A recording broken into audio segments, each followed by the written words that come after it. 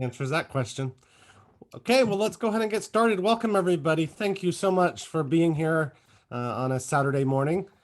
So we are so glad that you are joining us.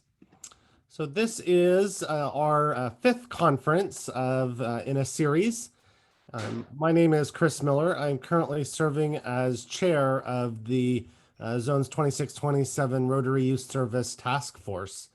We are so blessed to have the support of our zone director, Vicki Pulitz, and I'll introduce her in a few minutes. But I just wanted to talk about a few things that we are working on and ask for your assistance if you are interested. So I am going to put in the chat the link to our webpage on the Zone website. The Rotary Youth Service, Rotary Zones 2627 Youth Service Task Force started in January of 2020, and we have been working for the last year and a half to really put together some great resources, trying to connect the dots between youth leaders and the programs across the 30 districts. I myself am a Rotarian of Los Gatos Morning Rotary in District 5170 in the San Francisco Bay Area, Silicon Valley. Oh, wow. Okay. Took your speaker. So one of the things that our group, our task force is currently working on is we are developing a concept called communities of practice. Getting ready to go. It crested. Randy, I'm muting you again. There we go. Thank you. So the task force, we have developed communities of practice, and communities of practice are focused, they're groups of people with common interests, and they are led by a moderator, and the communities of practice, the idea is that individuals that are interested in that communities of practice will come together and share resources. So we have 4 communities of practice: RILA, Interact, Rotary Youth Exchange, and Youth Protection. And the communities of practice are the concept is we're just about forming it right now, and we hope to go live later in 2021. So if anyone is interested in serving on as a moderator of communities of practice, you are welcome to send an email to our zone address, which is youth service at zones 2627. I will put it in the chat in a moment. So we welcome anybody that is interested in getting more involved and getting engaged in the work of the task force. So feel free to reach out if you have any questions. And thank you again for being here. With that, I'd like to turn it over to Vicki Pulitz, who is our amazing Rotary Director for Zones 2627. Take it away, Vicki. Thank you, Chris. Thank you. Hello and welcome to everyone. It is so great to see so many smiling faces here on a Saturday morning. So first of all, thank you. Thank you for being Rotarians and Rotaractors. Thank you for your enthusiasm and commitment to serving youth through our 5th Avenue of service. Our Youth Service Committee, as Chris just was describing, was developed about a year and a half ago, and it strives to assist you, your clubs, and your districts in all youth programs and activities. So Chris, I want to thank you and the rest of the Youth Service team, because you've been doing a great job providing relevant information, resources, and bringing youth program leaders together to share best practices. There's so much value to that. So the Youth Service Committee continues to evolve and provide even more ways for you to get value and to interact positively with your peers. So please share your ideas on additional resources and forums that would benefit you, either by communicating directly with Chris, since he's put his email and that information in the chat, or I think you're going to get an evaluation today as well, and you'll have a place that you can add comments on other resources or other ideas you have to help the Youth Service Committee support you even more. You know, together, we all encourage and support youth in being ethical leaders and service-minded citizens to help meet the vision of Rotary to create lasting change. And ideally, we also create bonds and opportunities that allow these young leaders to be involved and to be part of our Rotary family throughout the rest of their lives. Today's conference is focused on youth protection. The safety and well-being of young people and youth program participants are Rotary's highest priorities. Youth protection is our most significant responsibility, regardless of whether we're participating in a literacy event at a school, a kids-free fishing day and interacting with children, teaching them how to fish, or in our other programs like Interact, RILA, or Rotary Youth Exchange. Youth protection is becoming increasingly important in today's society. In addition to knowing that we're all good people who follow the four-way test and share our core values of friendship, integrity, diversity, service, and leadership, in addition to all the good things we assume of Rotarians and Rotaractors, it's becoming increasingly important that we provide and that we document specific training and appropriate background checks for our members and other participants who are in contact with young people through our Rotary programs and events. Tragic events in our society involving other, not us, other volunteer and nonprofit organizations who work with youth have impacted us. And they've impacted us with respect to insurance and procedures. It's no longer good enough to just say we're Rotarians. We need to take this responsibility of safety and well-being of young people and youth program participants very seriously, and I know you all do. But we need to expect that we'll need to clearly demonstrate not only our intent, but also the specifics of our commitment. And the good news is you're going to get great information and resources today to help us fulfill that commitment. So again, thank you for being here. And as I turn the program back to Chris, I would just like to ask you to consider another commitment that we have as Rotarians. And that is to share the wonderful gift that we were each given when we were invited to join Rotary. Our Rotary International President, Shaker Mehta, speaks of this commitment as each one bring one. And maybe you've heard him talk about this. He's very passionate about helping us grow our organization, creating an even more vibrant international organization. So on behalf of President Shaker and myself, I ask you to think of another person you know, someone you admire, someone you respect, someone who shares the core values of Rotary and would benefit from being part of this wonderful organization, just as you have benefited. So invite this person to coffee or lunch and talk to them about Rotary, or invite them to your next club's service project, your next social event, or your next club meeting. Share the gift of Rotary to create lasting change across the globe, in our community, and in ourselves. Again, thank you for being here today, and back to you, Chris. Great. Thank you so much, Vicki. Very inspiring words. So I am going to now turn it over to our MC for the day. Mike Coltier is a Rotarian from District 5020. He was a member of my District 5170, but abandoned us for northern areas. But Mike is deeply committed to the protection of young people in Rotary. In fact, I consider him the guru in terms of youth protection knowledge in our zones. So without further ado, please welcome Mike Coltier, who's going to take it from here. Well, once again, welcome everybody. Thanks for joining us today. We're not going to spend any more time with much introductions. Start off with our first presenter, Lindsay Griswold. Lindsay is the supervisor for Rotary Youth Exchange and Youth Protection at Rotary International. She received her BA in Speech and Hearing Sciences from Indiana University, afterwards served in the Peace Corps in Kenya as a deaf education volunteer.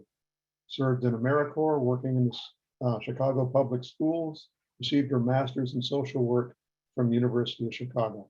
She's passionate about youth programming, peace building initiatives, international service learning. Today, she's going to be presenting youth protection policies and resources for Rotary International. Take it away, Lindsay. Thanks, Mike. I'm going to share my screen. Give me just a minute. All right. So hi, everyone. It's lovely to virtually be here with you today. Again, my name is Lindsay Griswold, and I'm the supervisor for youth exchange and youth protection at the Rotary International headquarters in Evanston. And I appreciate you inviting me to speak today to review Rotary's youth protection policies and share youth protection resources with you, our Rotary leaders in zones 26 and 27. So before we begin, I'd like to establish a few norms in the interest of ensuring that this is a safe space for everyone. And youth protection can be a sensitive subject, even triggering or provoking for some. No one can know the experiences that each of us are bringing to the discussion. And in light of this, we ask that you first take a break if you need to, whether this means turning off your camera or stepping away. Each of you knows how to best take care of yourself, and we support whatever you need to do in that regard. We also ask that you respect confidentiality. Please don't share confidential or identifying information about other Rotary or non-Rotary members in this discussion. And similarly, keep what is discussed here amongst yourselves. If someone shares an opinion or thought, please don't share it outside of this space. And finally, contact the youth protection team for specific questions or guidance. While we do want to know if you have questions and if there's a situation that has occurred in your club or district, it's best for those details to be discussed one-on-one with someone from our team rather than here in a group setting or during the Q&A. So please contact us directly so that we may help guide you. And the email address, which I'll share several times throughout the presentation, is youthprotection@rotary.org. All right, I'd like to start off by introducing you to the team that supports youth protection at Rotary International. As you know, we have 900 staff members working in 7 different offices around the world. The headquarters in Evanston, Illinois, of course, where I'm calling you from today via my home office, as well as offices in Brazil, Switzerland, Japan, Korea, India, and Australia. However, the 5 members of the Youth Exchange and Youth Protection team are all located in Evanston, and all support for youth protection comes from our team as opposed to the international offices. First, we have Jessie Dunbar-Bickmore, who's the manager for Youth Exchange, Rotaract, Interact, RILA, and Alumni Relations. As stated previously, I'm the supervisor. We have Logan Johnson, who's our promotions and engagement specialist, and he manages the YEO pre-convention. James Dietrich is our Youth Exchange and Youth Protection specialist and handles many incidents. And Jessica Borrego is our compliance and reporting specialist and works on many of our reports. Our team, again, is here to answer all questions about youth protection, and you can reach us out to us by emailing youthprotection@rotary.org. We have many resources, publications, courses, etc., available to Rotary members, and several of which I'm going to highlight today. First is the Youth Protection Guide, and this resource covers awareness and prevention, youth protection leadership roles and responsibilities, and youth protection policies and procedures. Mike is going to review this in detail with you here in a bit. We also highly encourage you to share and review this guide with all Rotary members in your clubs and districts so that they know what they should do when working with youth. A quick caveat, while Rotary's youth protection policies apply to all Rotary youth programs, and again, that's Interact, Youth Exchange, RILA, or any of our unofficial programs too, I do want to speak specifically about Youth Exchange for a moment and remind everyone of the RI Board's most recent decision regarding the suspension of the program through June 2022. The board reviewed a comprehensive risk assessment prepared by RI staff experts, considered feedback from the Rotary Youth Exchange volunteer community like yourselves, and we continue to review detailed real-time data about the impact of COVID-19 around the world from global health experts and the Rotary Pandemic Task Force. So the program suspension is still set to be lifted on 1 July 2022, and certified districts must confirm they have assessed the risk according to RI's safety guidelines. Of course, the board can always amend their decision at any time, and if this happens, we will communicate their decision to district leaders immediately. If you're thinking about starting to recruit students or host families for the 22-23 Rotary year, you're of course welcome to do so now. However, it may be helpful to let folks know the program is under the authority of the RI board, and so we want them to have clear expectations and let them know that the situation remains fluid and could change at any time. All right, back to youth protection. The Youth Protection Guide specifically, while it discusses what to do in order to prevent sexual abuse and harassment, we need to know what to do when we do receive a report, because sometimes that does happen. As you're likely aware, districts must be certified to participate in Rotary Youth Exchange, and part of this certification requires having allegation reporting guidelines, or rather a way for volunteers to handle a student incident in an appropriate and fair way. However, even if your district does not participate in Rotary Youth Exchange, it is strongly recommended that a district has allegation reporting guidelines and policies. And when a youth program participant reports an incident, we have to know and respond neutrally and responsibly. We have to listen attentively and stay calm and acknowledge that it takes courage to report abuse or harassment. And we have to be encouraging but remain neutral, so we don't express shock, horror, or belief when a student reveals something to us. Next, we can assure privacy, but we can't assure confidentiality. You'll have to explain that you might need to tell somebody of the incident about abuse and harassment to make it stop and to assure that it doesn't happen to others. Then, when you're taking in an incident, you want to get the facts, but at the same time, you don't want to interrogate.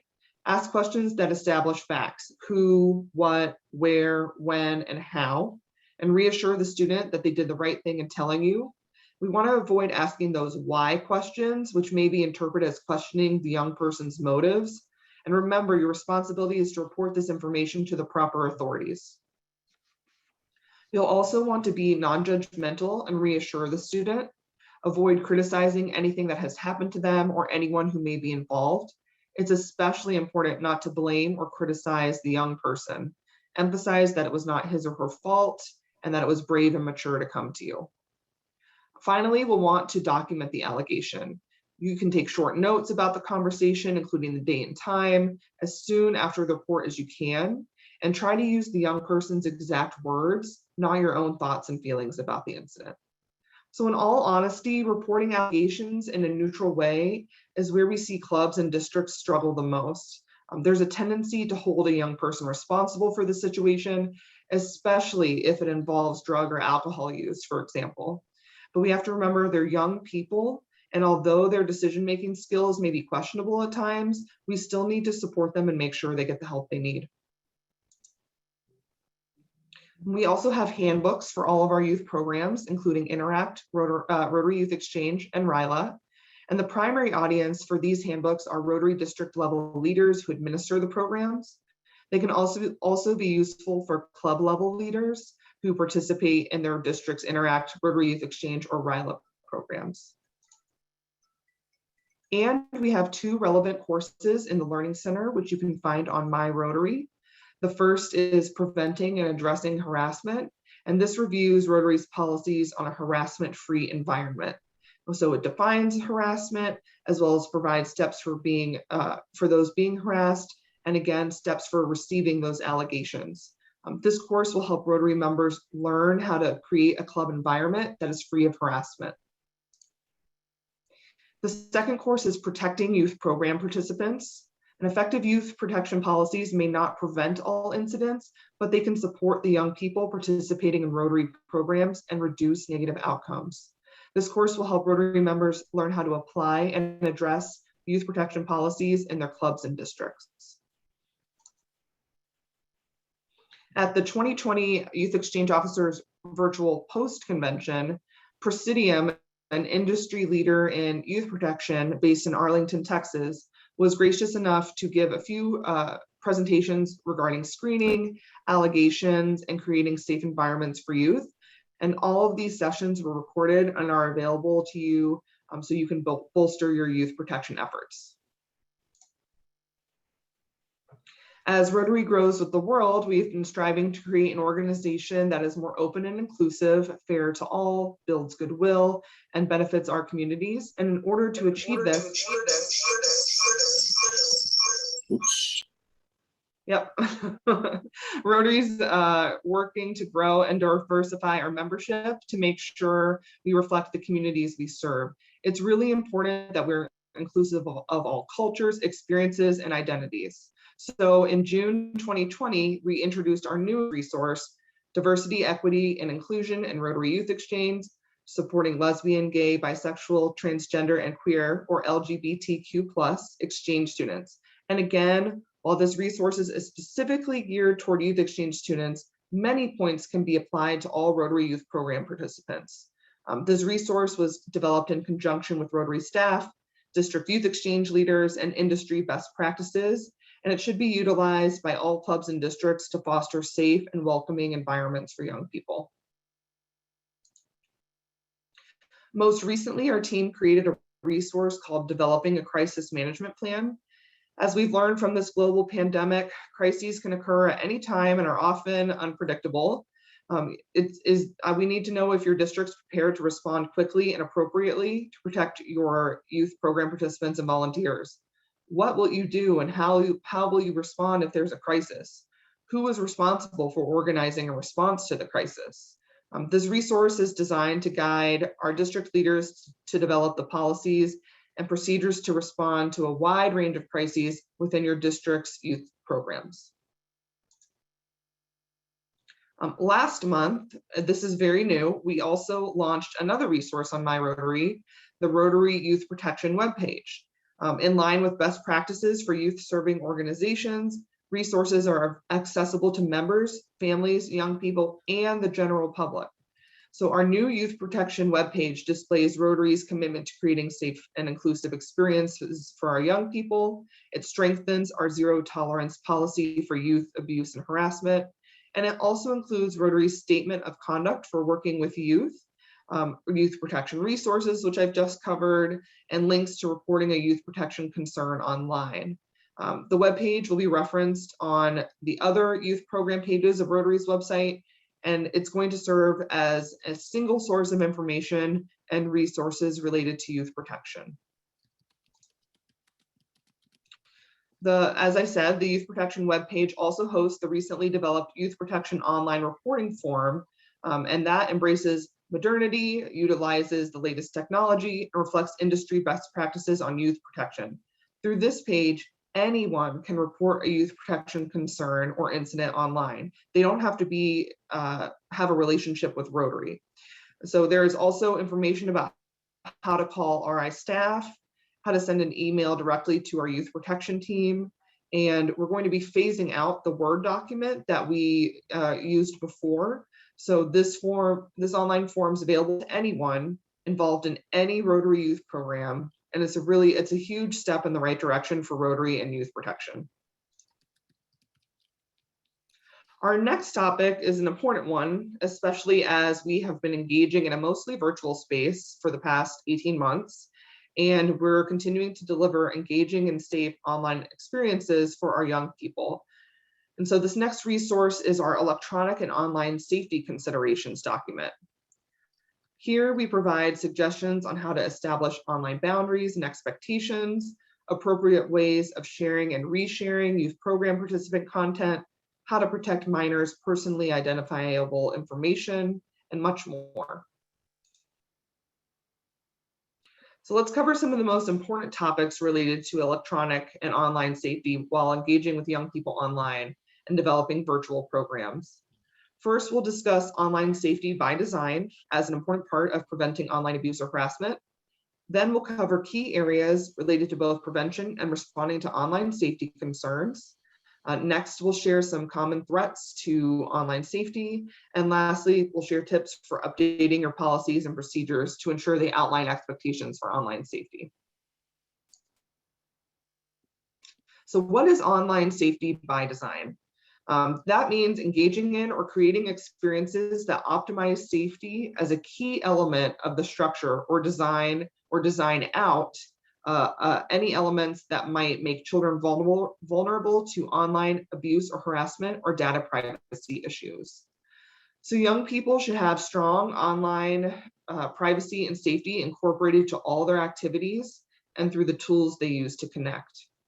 You'll want to select as Rotarians the online tools like virtual meeting software, chat services, or websites that have built-in controls for monitoring activity, limiting activities like file or photo sharing, and that have controls that allow administrators to turn on and off what participants can do, like share their personal contact information. Also, depending on your activity, you'll want to carefully consider what information you need to collect from participants, like personal or demographic information of young people, and what you don't need to collect, which is just as important. You'll want to make sure you're clear and transparent on your website or by communicating with participants and their parents in advance regarding what information you will collect, how it will be used or shared, and how they can opt out of the activity or the retention of their personal information. So think about what activities you will design carefully. You'll want to think about, are they safe, inclusive, transparent? For example, hosting a virtual fashion show might sound like an exciting way to showcase the differences in fashion in different communities for a virtual youth exchange, for example.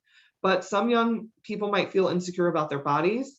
They might have a non-binary or non-traditional gender identity that could be difficult to express through traditional clothing, or they might be more susceptible to receiving or making inappropriate comments about physical appearances. That activity could easily be adapted to be safe, inclusive, and transparent by showing traditional clothing on a hanger or in a photo, or deciding together as a group if everyone agrees to participate and what the expectations are to maintain appropriate behavior.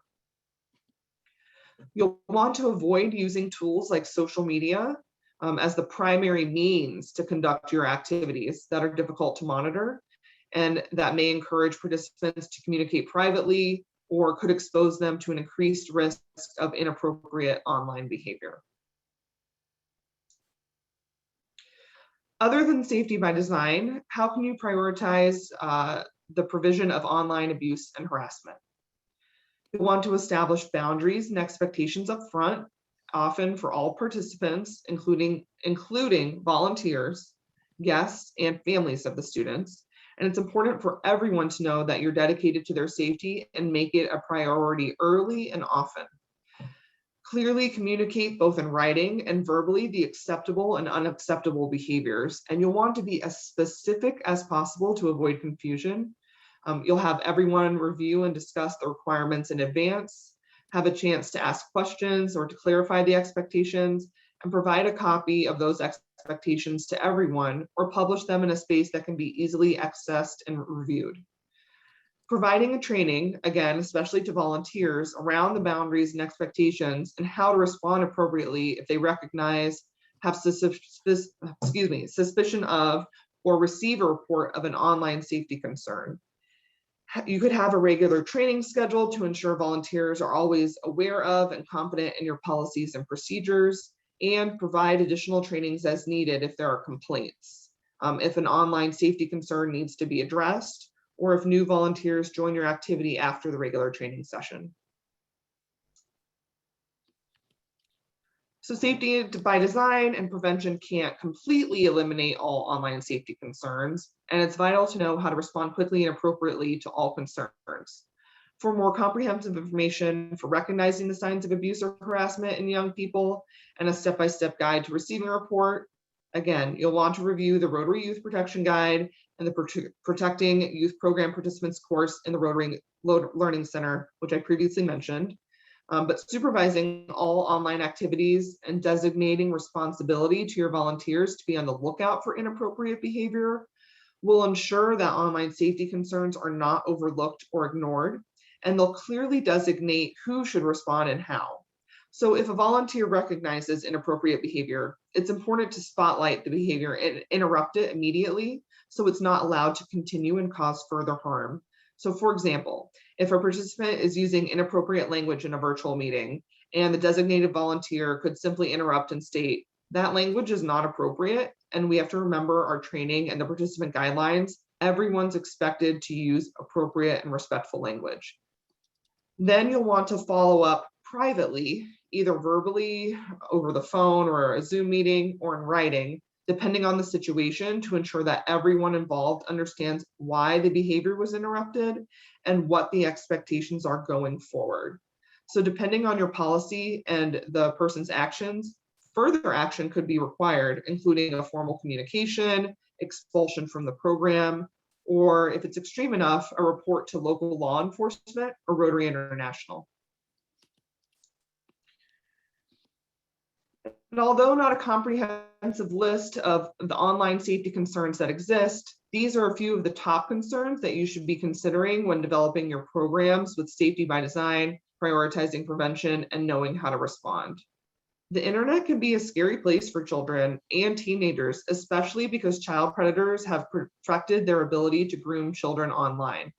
And although less likely to put children at risk for physical abuse, online grooming can expose young people to emotional and psychological abuse and make them more susceptible to physical abuse in the future. So you'll want to limit or prohibit contact with untrained volunteers, monitor all participant activities to prevent peer-to-peer grooming, which also happens, and intervene immediately if there's any warning signs of grooming behavior. And remember, anyone can be a victim of or participate in cyberbullying. And young people are especially vulnerable since cyberbullying can often escalate quickly and become a constant barrage of unwanted attention or destructive comments. Comments and private messages can be sent and deleted, making it harder for the victim to prove themselves. And photos can be shared with others, screenshots, separate messages can be posted on message boards, you name it. Young people are susceptible to reputational risks posed by having an almost fully immersive life in the virtual space. And oftentimes for young people, there's little separation between their virtual and their in-person identity. But at the same time, there's an intense amount of pressure for young people to post comments, photos, videos, or personal information to get the attention in the forms of likes, shares, or comments. And additionally, they may be pressured by their friends, strangers on the internet, pop culture, to participate in risky or dangerous behavior or sexual behavior that's inappropriate for their age. That's why it's especially important for young people to understand how to responsibly use the internet and how sharing on social media might make them vulnerable to online grooming, cyberbullying, or reputational risks. Photos and comments posted can be very difficult to remove and can often have a life well beyond their intention. You'll want to remind students that they should only post or share things online that they would be comfortable sharing with their family, teachers, or a future employer.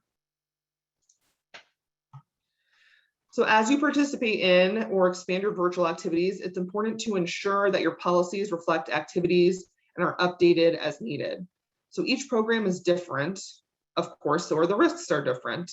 If you create programs of safety by design, it's important to also recognize which risks should be designed out or those that can't be avoided.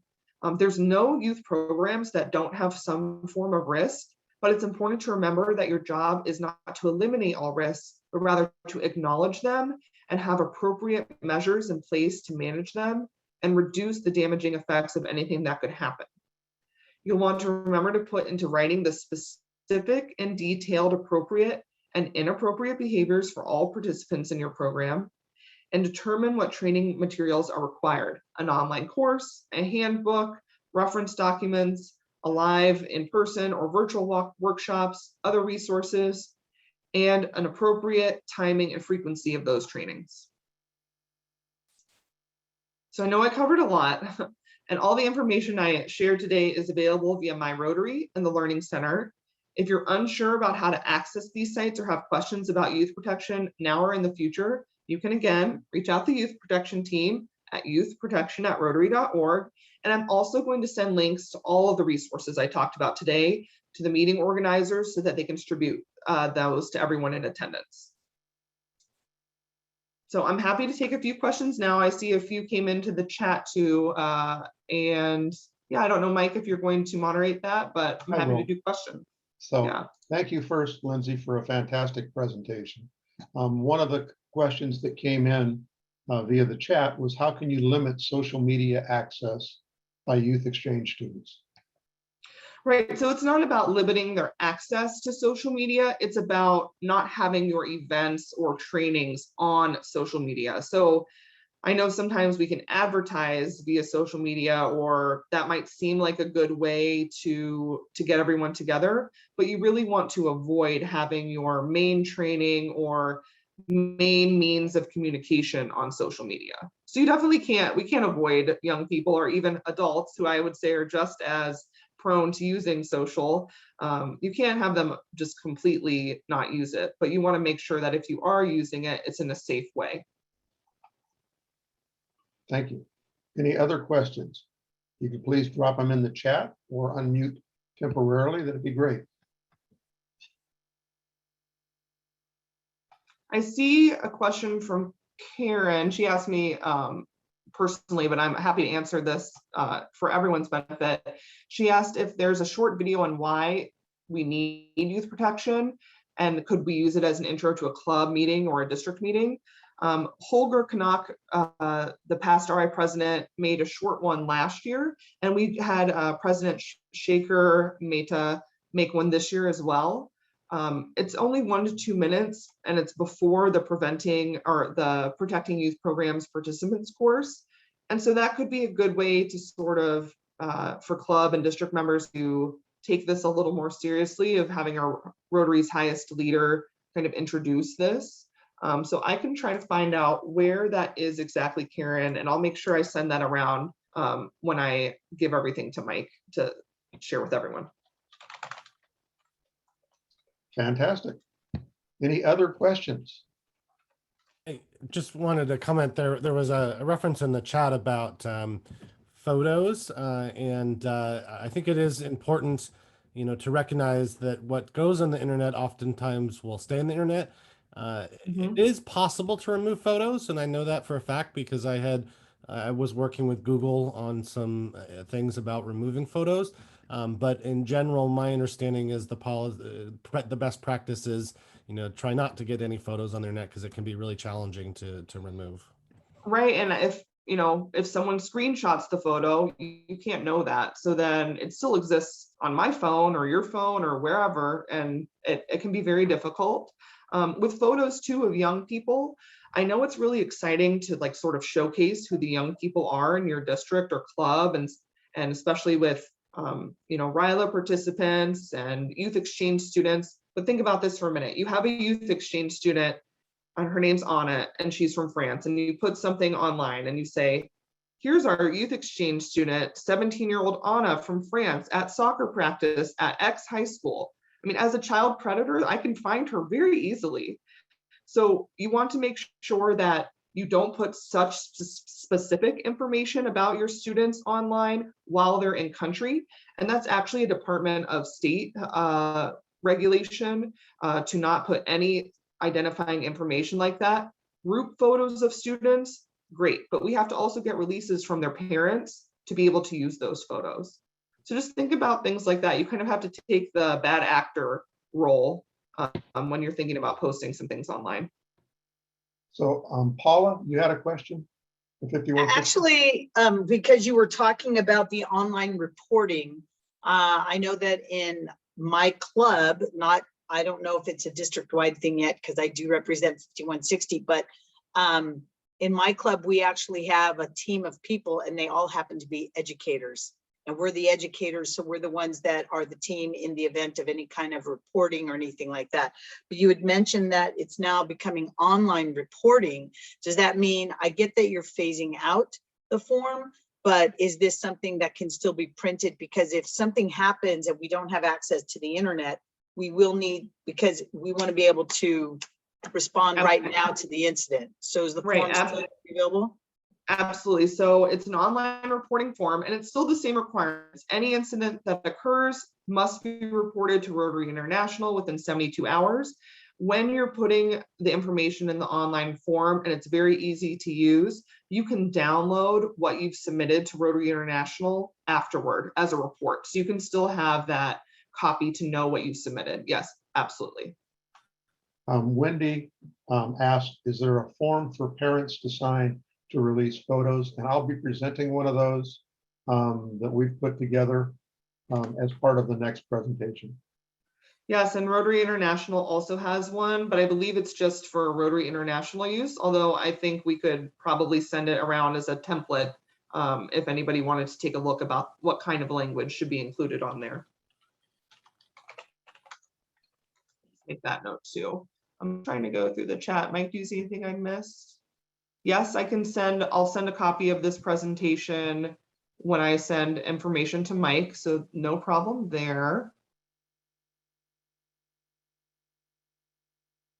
And yes, the DEI resource for Rotary Youth Exchange is, you can download it or print it off, whatever you choose to do. So I'll make sure that's included as well. And yes, Lori, the same thing about posting travel plans for anyone. We just want to give as limited information about students as possible. And it's really difficult to want to not just, again, promote these wonderful young people, but we just have to make sure we're doing it really responsibly. And I'll let you address Patrick's question, Lindsay. Yeah, so Patrick's question is, you can't post a photo of a student in the local club's Facebook page or monthly newsletter without permission? No, you can't. So if they're under the age of 18, you need to get the parents' permission. And even if they're above the age of 18, I think we'd all want to know if our image is being used somewhere. So that's something to consider too. Yeah, and Paul is saying every school district has the same photo release form.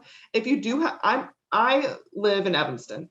I don't have all of the knowledge of every state and city y'all live in either, right? So what Paul is saying about they have a group of educators in their community could be really helpful for you. So if you can think of the Rotary or Rotaract members in clubs or districts who are in education, school social work, who work for sexual violence agencies, who have the YMCA, the YWCA, folks who work with young people, they're going to be able to answer specific questions about your jurisdictions and local laws and rules where you all are.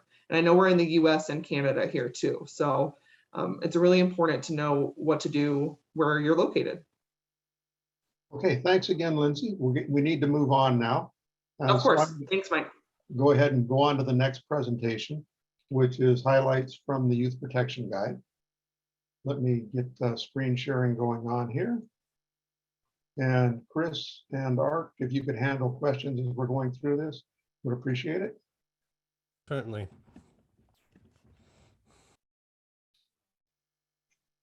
So as Lindsay mentioned, the Youth Protection Guide is out there from Rotary International. You can download it from their website.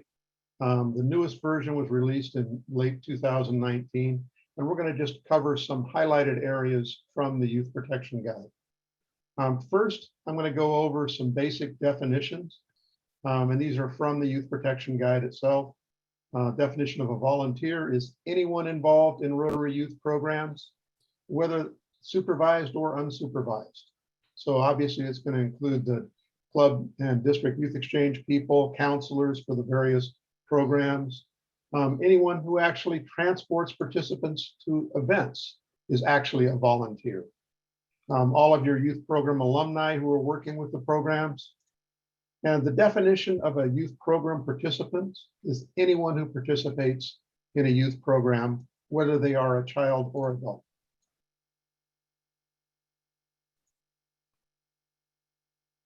Some additional definitions that some districts are using. Individual certification, we refer to as the process by which a Rotarian or another volunteer completes all of the screening, vetting, and training necessary to have more than casual contact with youth in Rotary programs. In casual contact, the definition has evolved over the years, but casual contact we consider to be incidental and infrequent group contact. So people not directly responsible for youth, but who may provide incidental transportation, that sort of thing. But it must be infrequent and incidental, so no regular pattern is developed. Additionally, it has to take place in a group setting with no reasonably foreseeable risk of abuse or harassment. So if you have one-on-one contact between a volunteer and a other youth program participant, that is not casual contact. Two programs I'm going to be talking about a little bit as we go through.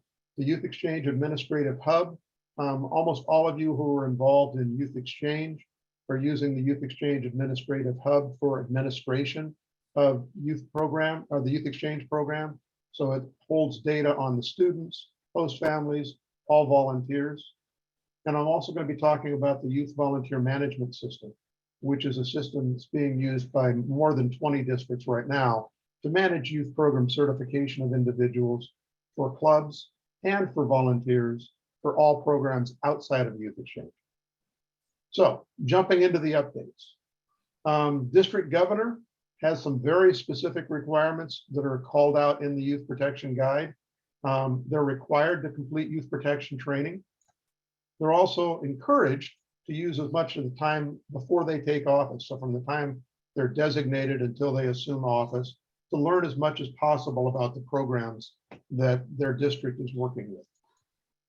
Youth protection policies. So this once again is straight out of the Youth Protection Guide. An effective youth protection policy contains all of these things that are listed. The ones that are highlighted in blue are covered by the Youth Volunteer Management System we're going to be talking about a little bit later. But procedures to ensure that they're complying with requirements, procedures for screening and selecting volunteers, training volunteers, managing documentation, maintaining confidential records, guidelines for reporting, Lindsay covered a little bit ago, disciplinary policy, crisis management.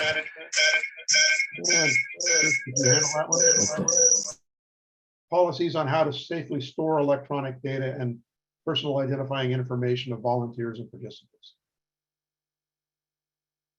So district program chairs, a lot of district program chairs on this call today. And what are you responsible for?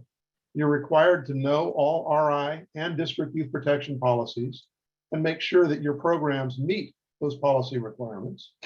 You're required to assist in training, participant screening and selection, logistics, and risk management.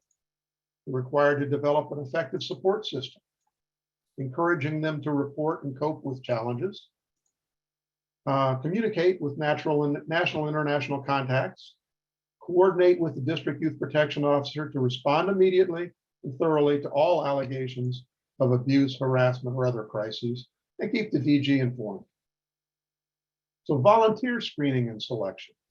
So volunteer screening and selection, once again, the blue highlighted stuff is all covered by the Youth Volunteer Management System, but you need to have the applicant's contact information, personal reference contact information, a statement that they have no convictions or pending charges related to abuse or harassment, a place for them to explain anything that they do have, a waiver of liability, and permission to obtain a criminal background check or confirmation that they will obtain one and submit it on their own. So in the US, we do the background checks. In Canada, people do their own and then submit them. I highlighted interviews in red because it's been my observation that a lot of districts have not been doing interviews of their youth program volunteers, and all Rotary Youth Program volunteers who have more than casual contact need to be interviewed, even if they're very familiar with the program and have been involved for years. You have to conduct interviews.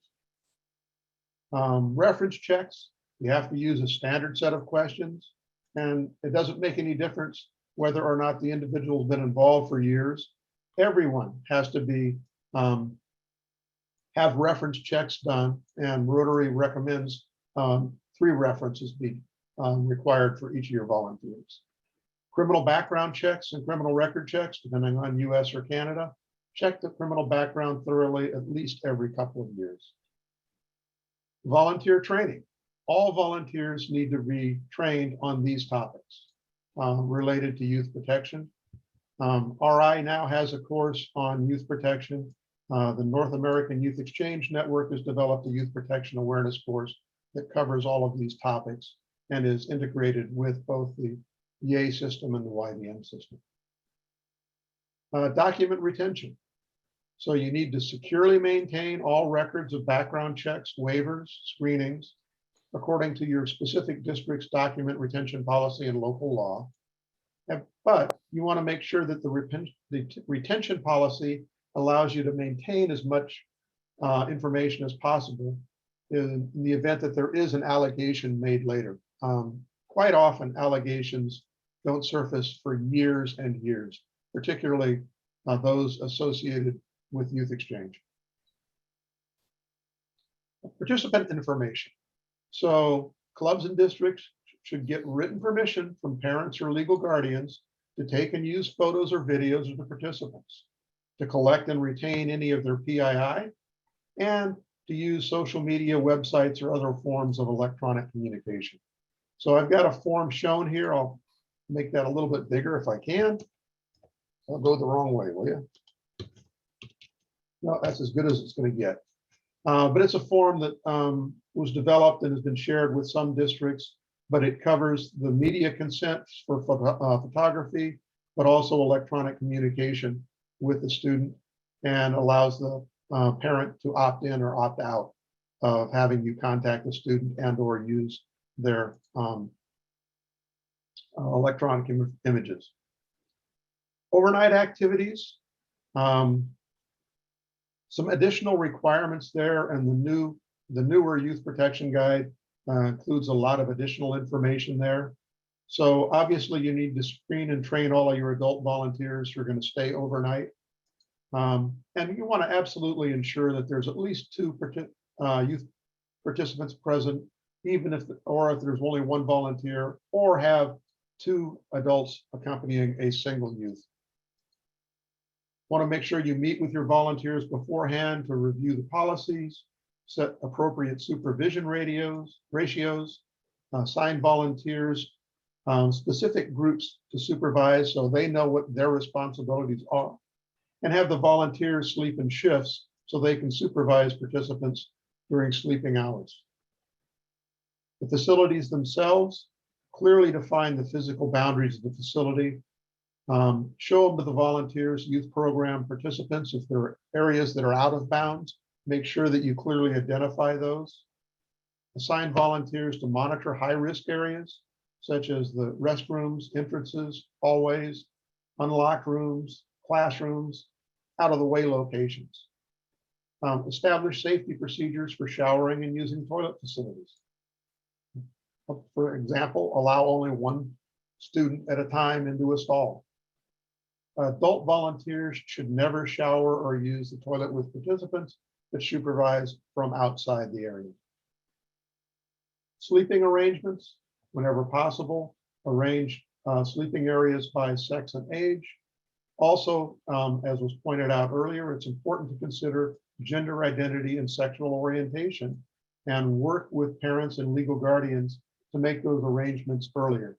So specifically in the case of RILA and or youth exchange, it's really important to communicate early on with students and parents if you have a student that is LGBTQ+, to make sure that you set appropriate expectations and boundaries and have communicated that with the other adults that are going to be involved in the activity. Participants should always have their own beds. Volunteers should always have their own rooms. If you have to share rooms, make sure there's enough adults there to supervise. Don't let 1 participant and 1 adult share a sleeping area. That kind of goes without saying. And make sure that they change clothes and use separate toilet facilities.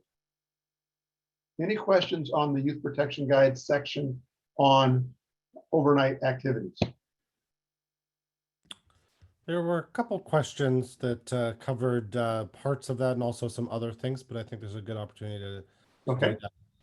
do Rotary Youth Exchange participants sign the release form as part of the application or orientation process? The youth exchange application does have a release, a waiver and consent release as part of the application. It does need to be improved in my mind to include the media release, and many districts are developing a separate form for that. But the youth protection, or excuse me, the youth exchange application itself does provide consent. It's also a really good idea as you're talking with your parents of your students as part of their orientation to explain about how electronic communication will occur, why it's occurring, and talk about photos. So it makes really good sense to do that as part of your training program. Great, thank you. And then another question was, do these forms need to be translated to the language of the youth exchange participants? Yeah, if it's youth exchange student, yes, you would need to translate it. I say you need to translate it. It's not required. One of the Department of State requirements for all of those coming to the U.S. is that they be able to communicate adequately, both verbally and in writing, to come here. So that's a good form for them to start practicing on. Great, thank you. And then there are a couple questions about the course. I'm going to actually put in the chat a link to the course, and I think there was one other. It seems to me that communications online email should include parents as BCCs. I think that might be a district by district, but do you have any guidelines or suggestions on that, Mike? I do. When you're talking about electronic communications with students, it's a really great idea to BCC the parents. I'm going to talk a little bit later on in the fourth session about another system that might make that a whole lot easier for you. The parents absolutely need to agree to your communication with their students beforehand. That includes youth exchange, obviously, but it also applies to Interact. If you're going to have your Interact advisor or others communicating electronically with students, you really need to get permission, written permission from the parents before you do that. Okay, Great. I'm going to jump into individual volunteer certification. So individuals with more than casual contact. So more than casual contact is youth exchange program volunteers, all your club and district youth service chairs, your Interact Early Act chairs. If you have mentoring programs or you're tutoring, those mentors and tutors, RILA chair, your RILA counselors, and then the caveat, any other Rotarian or volunteer who has more than casual contact with you. So I came up with an acronym, actually my wife did, that kind of describes the individual certification process for these individuals. So application, so they fill out a youth services volunteer application or affidavit. They are required to do an interview. The reference checks are completed. There's a criminal background check or criminal record checks. There's online youth protection awareness training, and then National Sex Offender Registry check. That National Sex Offender Registry check is done as part of the Canadian background check that's done by RCMP. Many of the organizations that districts are using to do background check screening will also do that National Sex Offender Registry check as part of their background check. Actual process can be a whole lot simpler. If you use the YAY system or YVM, you send them a link to start the application. Once the application is complete, email goes to the district individual asking them to review and approve the application. Once the application is submitted, email messages go out to each of the references. After the application is approved, district or club can initiate criminal background or criminal records check. I say after because you should never, ever initiate a background check without having a completed and approved application for the volunteer, because that contains the waiver and consent release for you to do the criminal background check. Now, there are organizations, IntelliCorps is one, that has them fill out a separate waiver and consent release as part of initiating the background check process, and that's maintained with the background check itself. But best practice is to get the application done first and then initiate the background check. The other primary reason for doing it, in my mind, is most of these background checks are going to cost your district, 20 to 30, maybe even more dollars. And why spend the money if we don't have a completed application. So Youth Protection Rotarian initiates an interview using the standard set of interview questions. He records those responses. As each reference completes, those references come back to the individual designated to do the review and approve them. If they haven't already done the online training, they're sent a link to do the online training, and that training is recorded automatically in the YA or YVM system. The designated individual also does that NSOR check I just talked about. So bottom line, anybody that has more than casual contact in a group setting with youth in a program needs to be certified. Online youth protection awareness training. The NAEN online youth protection awareness course is integrated with both the YA system and YVM system.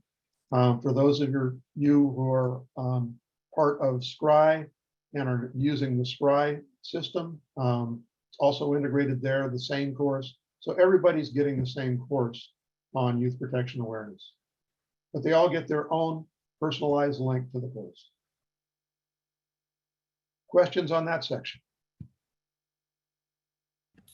Well, there were a few questions that came in that also covered some of the previous ones, but as well as this. At our RILA, we had adults sleeping in the same dorm wings as campers. This was to help monitor. Are you saying that we should have adults in a different wing? Yes, I'm saying the adults should be in a different place. The adults shouldn't be sleeping in the same room with the students. Thank you. I do know, I work for the Catholic Church, and at least in the Catholic Church world, if there's two adults, then because then you have a check there. But I think it depends. In addition to that, Mike, I think it also kind of depends upon the context, right? In terms of, if there's a building that's much further away, you don't want to have unsupervised, youth. So there has to be that balance there. But as a guideline, I agree. Right. Well, if we go back to the presentation, you should have adults who are monitoring during sleeping hours anyway, and they shouldn't be sleeping. They should be monitoring. Right. In shifts. Okay. When in country, inbound students often do sleepovers with their high school friends. How can you possibly pre-screen the family of their friend?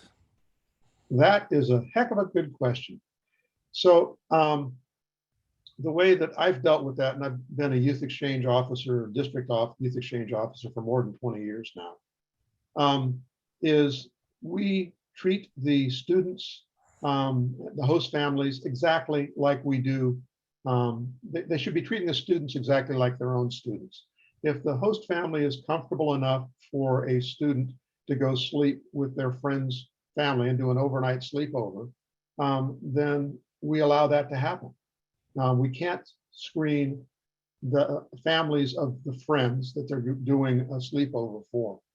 The other side of that is that if they're going to be going with a Rotarian on a ski trip or something like that, we do expect that this Rotarian taking them on the ski trip, if they're going to be doing a multi-day ski trip that's away where they're going to be sleeping in a lodge or something like that, or a cabin, is that they are required to be appropriately screened and vetted.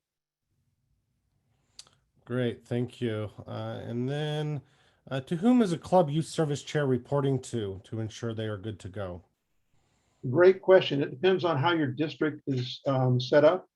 In my district 5020 and in your district 5170, the club youth protection officer reports to the district youth protection officer. And both those districts are using the YVM system and the A system. So all of that data is maintained and it's visible to the district youth protection officer. Great, thank you. And then two more. There was a question about, and this might be a specific individual question, but it looks like a question about before COVID, outgoing counselor at a club and was certified. Do you need to do it again or? So great question. So if I understand correctly, they were certified as an outbound counselor before COVID. Mhm. We've had a year and a half. We're going to be participating again. And the bottom line is that the screening processes are established on a district by district level. And whatever your district's policy is for screening and vetting, you're going to need to follow that.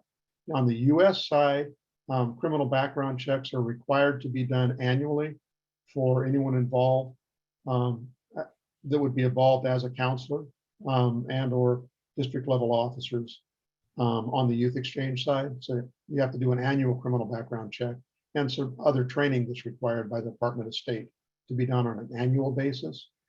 For other Rotary youth programs, RI is recommending that you do criminal background checks at least every 2 years. But it's a district by district policy as to how often the background checks need to be done, the applications need to be done, and the training needs to be completed. Great, thank you. And then two more. How can we make online youth protection training available for Interact advisors? Great question. We'll cover that in the 4th session. Awesome. But the new youth protection, the youth participant management system is designed specifically to do that. Great. And for the last one for the time being, traveling with friend families, does the family friend need to complete a volunteer application and background check? And the answer to that is no. So it kind of goes to the sleepover question, the same kind of a thing. If you have a youth exchange student that is going to be going on a trip with another family inside of the area, and it is a district by district thing, but normally if they're going off to do a Disneyland trip or something like that. In my district, we have specific guidelines about travel and permissions that are required to do the travel, but we don't require that family to be screened and vetted unless there's other, what's the word I'm looking for? Unless there are other extenuating circumstances. They're going to be doing several of these kind of trips. They're going to be spending a lot of time with the youth, but not for a single weekend kind of a thing. Great. And then Karen has a question. If you want to unmute yourself, Karen. I did. Thank you. This is a little bit of a unique situation, but I just want to run it by you. In District 5450, one of our RILA programs we have is called RILA Plus, and it's for kids with physical disabilities, teenagers. And we do this in partnership with Easter Seals. And one of the functions that Easter Seals provides for us at their ADA compliant camp are counselors they have trained to support, for example, personal care needs. But in terms of sleeping arrangements in the rooms, and there are usually only up to 4 campers in a room, we always have an Easter Seals counselor sleeping in that room. And they're usually young adults for protection purposes, for safety and security should their equipment fail or they have a problem that needs addressing.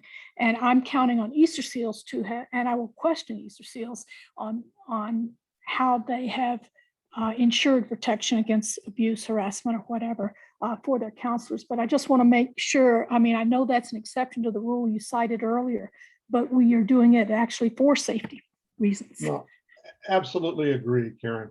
Okay. And, this is as you said, it's a combined program. You're working with Easter Seals to provide this opportunity for these students who wouldn't otherwise have it. It's kind of the same thing on the Interact side. Every Interact club is required to have a school advisor if it's a school-based Interact club. We don't require the teachers or that Interact advisor from the school to go through Rotary screening. We're relying on the school screening and vetting, which makes perfect sense. It's a Rotary program. Any of our people coming in need to be appropriately screened and vetted. We're assuming that the school or Easter Seals, in the case that you cited, is providing adequate levels of screening and vetting. But it's prudent to contact them and find out what screening and vetting they are doing for their volunteers, just for your own edification. Sure. Thank you. Sure. So we'll continue on, Mike, and then we'll come back to some additional questions that come in. Okay. Thank you. So host families. So RI recommends that students be placed with 3 host families during their exchange. If circumstances prevent multiple host family placements, the district sending and hosting have to agree and inform the parents. Also, at least one backup host family needs to be available. So RI used to have a requirement for multiple host families. They relaxed that. But they're still recommending that you use 3 host families. Now, sponsors have to adequately screen and select all potential host families. This section here is out of the 22 CFR 62.25 Department of State requirements. So they're required to provide them with a detailed summary of the exchange visitor program and of their requirements and obligations, and utilize a standard application form, as well as information on 3 references. Now, the Department of State requirements, and almost all districts do the same thing, but basic family information. Department of State requires financial resource information.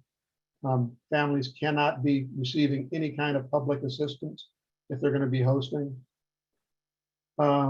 Dietary restrictions, the information on the school that the student's going to be attending, information on the community, information on the home, information on the family activities, what languages are spoken, the kinds of chores and other activities that the student is going to be doing. Are you willing to volunteer? Information about religious affiliations. Are you going to have difficulty hosting somebody whose religious beliefs are different? And how do you learn about being a host family? So those are all Department of State requirements. The vast majority of them are incorporated in RI's sample application. Key point, references may not be part of the potential host family, and no more than 1 reference may be a Rotarian. Initial in-home interview is normally done with all family members who are going to be residing in the home where the student will be living. So young children, parents that are living there should be part of the interview process. And it's determining suitability to host. So you want to validate commitment to safety, motives for hosting, financial ability, ability to provide appropriate supervision and parental responsibility. So kind of bottom line, make sure that the host family is capable of providing comfortable, nurturing home environment, and that the home is clean and sanitary, that there is a separate bed for the student that is neither convertible nor inflatable. That's a Department of State requirement. And that there's adequate storage space for their belongings, reasonable access to bathroom facilities, a study space, and reasonable access to the outside of the house in the event of an emergency. They may share a bedroom, but with no more than 1 individual who identifies as the same sex. Criminal background check. All host family members must be vetted through a criminal background check, including that NSOR check. Canadian host family members periodically vetted using a background check. RI's suggestion, once again, is every 2 years. All adult residents of the home must meet the screening and selection requirements. That includes adult children of the host family, other members of the extended family who live in the home.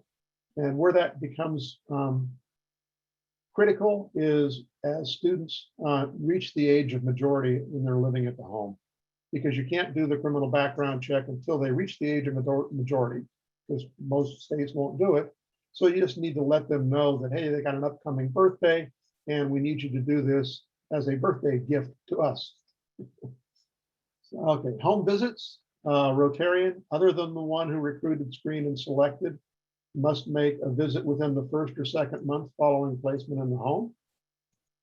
The host family orientation is done after the family is completely screened and vetted and accepted. Host families have to have announced and unannounced home visits, both before and during placement. And those home visits need to be conducted each year, even for repeat host families. I highlighted those 2 areas in red because a lot of districts were missing that. Have to contact the host family at least monthly. The visit must be in person at least once during each semester. All other contacts can be taking place in person, on the phone, via email, via Zoom, but they need to be properly documented. Club YEO is responsible for ensuring that all issues raised through those contacts appropriately and promptly addressed. Questions on that one?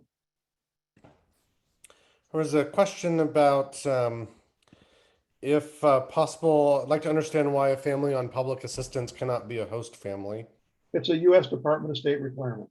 If they're on public assistance, they cannot host. Complete black and white. Thank you. Do the announced and unannounced visits need to be documented?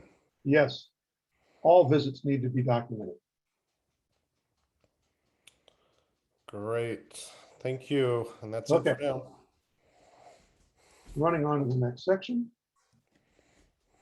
Counselors, and it's going to get very quick. Each youth exchange student must be assigned a member of a host club to serve as a counselor.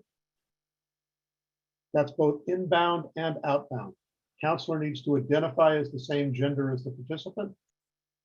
Once again, exchange students appointed both inbound and outbound counselors. Highlighted in red because there's a lot of districts that weren't doing that. Counselor must not hold a role of authority over the exchange. They can't be a member of the host family, school principal, club president, district or club youth exchange officer. And the counselor must be able to respond to any problems or concerns that may arise, including physical, sexual, psychological abuse or harassment. Required to provide support resources to the student. And this is another one that a lot of folks miss. You have to provide contact information for program volunteers and both male and female Rotary and non-Rotary volunteers. Have to include a hotline or website that can refer them to local services, including rape counseling, suicide intervention, LGBTQ, and queer counseling, support alcohol or drug awareness programs, relevant law enforcement agencies. Should have an emergency phone line or develop a system in which someone is always available to support those participants. In the event of an incident involving sexual abuse or harassment, refer them to a non-Rotary counselor who can provide them professional emotional support. So you can also ask social services or law enforcement for someone as a contact. Contact list. For inbound students, counselor, president, youth exchange chair, district governor, and at least 2 non-Rotary member resource people, not related to each other and do not have close ties to the host family or counselor who can help with problems.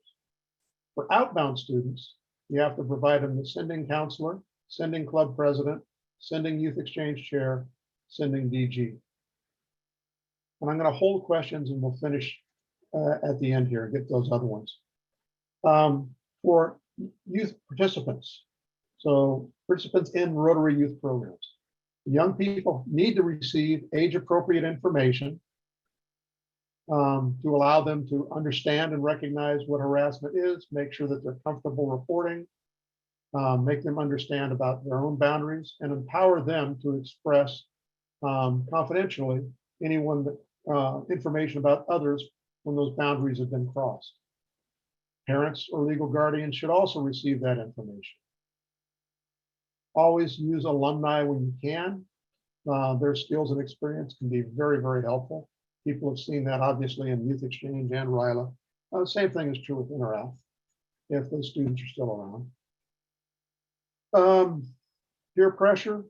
Those program alumni obviously know what it's like. Also more in tune with current challenges and may be able to help students face those situations. Adults should never transport a single participant in a motor vehicle without prior express permission of the parents or legal guardian. At a minimum, you have to obtain written permission from parents or legal guardians and tell them about the program that's going to be going on. If you're going more than 150 miles from home, you need to have adequate insurance for the trip, including coverage of medical care, repatriation, and legal liability insurance. Questions on any of those last 2 sections?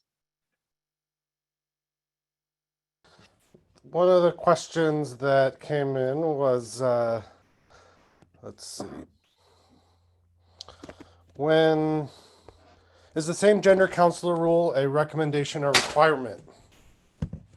Identify these, it's a requirement. I think, Lindsay, are you still out there? As I recall, it's a requirement Okay, thank you. because And it says must identify as the same gender. And in Rotary parlance, must means must. someone is a Rotary Youth Exchange inbound coordinator. Since we don't have another coordinator of the opposite sex, can we only accept male participants? Great question. I was starting Youth Exchange in 5170, we brought in non-Rotarian spouses, screened them and vetted to the same standards, and they became counselors for students so that we could do that. Thank you. And then when you refer to the sex of a person identifies as, are you referring to the sex identified at birth or the sex they're identifying themselves as? The sex they're identifying themselves as now. Okay, thank you. And I think those are the questions for now. Okay. We're going to go ahead and jump into the next section.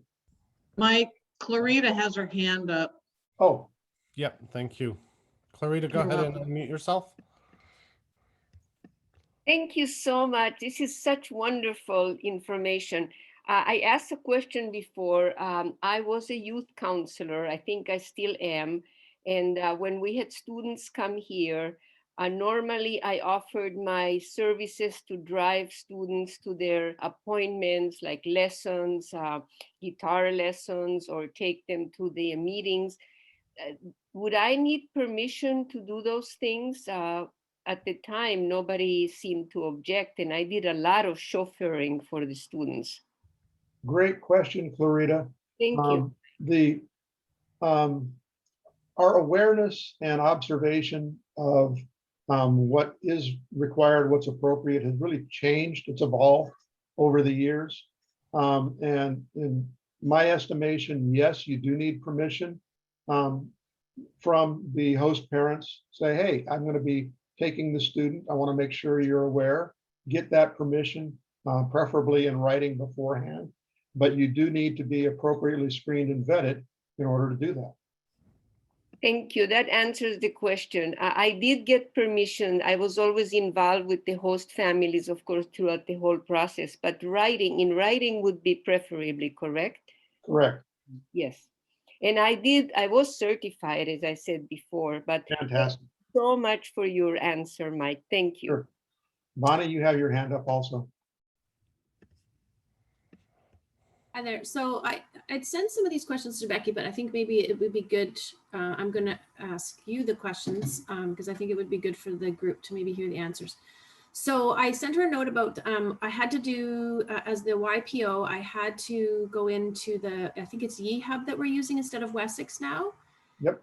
And the youth protection policies and procedures that I had to review was from 2018 and referenced the database Wessex. And so I'm just wanting to clarify, are there new policies? I'm assuming there's new policies and procedures that are more up to date from 2018? Great question. And I'll let Becky answer it because it's very specific to 5020. Okay. You're muted, Becky. We're in the process, Bonnie, of pulling together a group that will actually be reviewing all of the policies. But for the ones that you looked at, we need to go in and update that just to simply say YVM or YAY, depending on which programs the person is involved with. But feel free to go ahead and do that. As you already know, there's nothing on our website at the moment. So that's one of the issues I'm working on with our webmaster. Okay. And then the other question, I guess too, it might just apply to 5020, but just was about the members on the list for my club are not accurate. And so pulling those from RI. So I don't think that necessarily applies to everybody that's here. Yeah, we'll talk about that in the last session. Awesome, thanks. Okay, Tom has a hand up. Tom? Yep. Hi. I'm Tom Gross from Youth Exchange Chair in Hawaii. We had an issue regarding a student who was assaulted by an underage host family member And it through the investigation, it turns out that the offender actually had a mental health condition that was not vetted. And what I've noticed is that typically in the vetting questions, they don't ask that question, which is there anybody in the household that has any mental health issues, without getting into details, but any issues that might and that might affect the student. And so that also brings me to, is there a list of standard vetting questions for the interview process? And does that include a question about mental health? Great question. I think each district has their own set of questions that they use. My concern about asking about mental health issues is you're getting into HIPAA requirements. And that's a very, very fine line. Understood. But still, it's, and again, I was trying to say, you don't necessarily have to say what it is or anything else like that, but I think it has to bring it to mind, because in this particular case, the parents kind of said, well, nobody asked. So that's the difficulty. Yeah. Okay. Similar kind of a thing with older parents of the host family living in the home, where they may be suffering from dementia or Parkinson's, other kinds of things. We don't ask about it, but that's one of the reasons that we want all of the host family members to be there during the home interview process, so that you can pick up on a lot of this stuff, not all of it, obviously. Okay. One last question, Mike. Okay. What are retention requirements that a club must keep? Release forms such as waivers, photo release, etc. Great question. It's district specific. The district will make the determination on how long those are required. In 5020, all of the documents that are waivers and consent releases we're retaining indefinitely at this point. They're all retained electronically, so they're all being retained indefinitely. Okay, it's time for us to jump off into the next session. So next session, we've got two presenters, Becky Fontaine and Shauna Secker. Becky has been involved with Rotary Youth Programs since 1999. Several years she was involved with the District 5020 Youth Exchange Program. She's now the District Youth Protection Officer for District 5020. Professionally, she's worked for various nonprofits over 30 years in senior leadership positions. Today, she's working for the American Red Cross and was deployed on many large disasters, most recently the Washington, Oregon wildfires. Shauna Secker is the Chief Operating Officer of Rotary District 5390. She's the president of E4, Montana's first E-Club. They're going to be talking to us today about scenario-based youth protection training and how it can help you get the message about youth protection and harassment prevention out to your districts. Take it away, Becky and Shauna.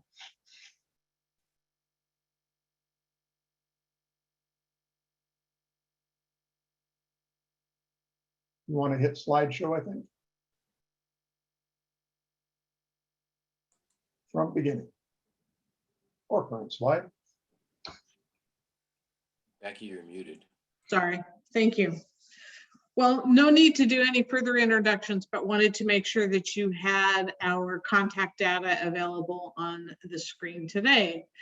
So we're going to talk a little bit about scenario-based trainings and why we think they're important for people to do and how you can go about doing them. One of the reasons, the biggest reasons behind the why, is to really elevate Rotary's desire and commitment to have a safe place for all Rotary participants. It doesn't matter if you're a youth, an adult, a spouse, or a community member, but we want everybody in the club to be aware of this. And scenario-based trainings actually help provide that opportunity in a fun and interactive way to clubs. So what I'm going to do is walk through a sample club program for all of you. And then Shauna is going to talk about what happens, what other things you might need to have in your toolbox, excuse me. And then finally, we're going to share some of the scenarios. And okay, so a sample club program in our district would look something like this. We have trained trainers throughout our district who are available to meet with clubs in person or on Zoom, depending on what's happening. And typically a request comes in from the club president or the club youth protection officer to provide this training. What I try to do as the district youth protection officers to provide the presenter with some information on that club, mostly centered around how many club members have actually taken the online youth protection training that's available to them. That helps give us a baseline of the knowledge of that club. Once they have been connected to the club, additional things I encourage them to find out about the club is to really kind of know their audience. What's the club size? Your presentation may look different for a club of 25 versus a club of 200. Get a sense of their club culture. And you know what, Shauna, I think I'm hoping I've uploaded the right set for you. We'll know in a minute. Anyways, get a sense of their club culture. You know, is there one or two people that are really talkative? Is nobody talking to anybody? Just kind of what's, you know, what is it that, how would the president or someone else maybe describe that club to you in one or two words?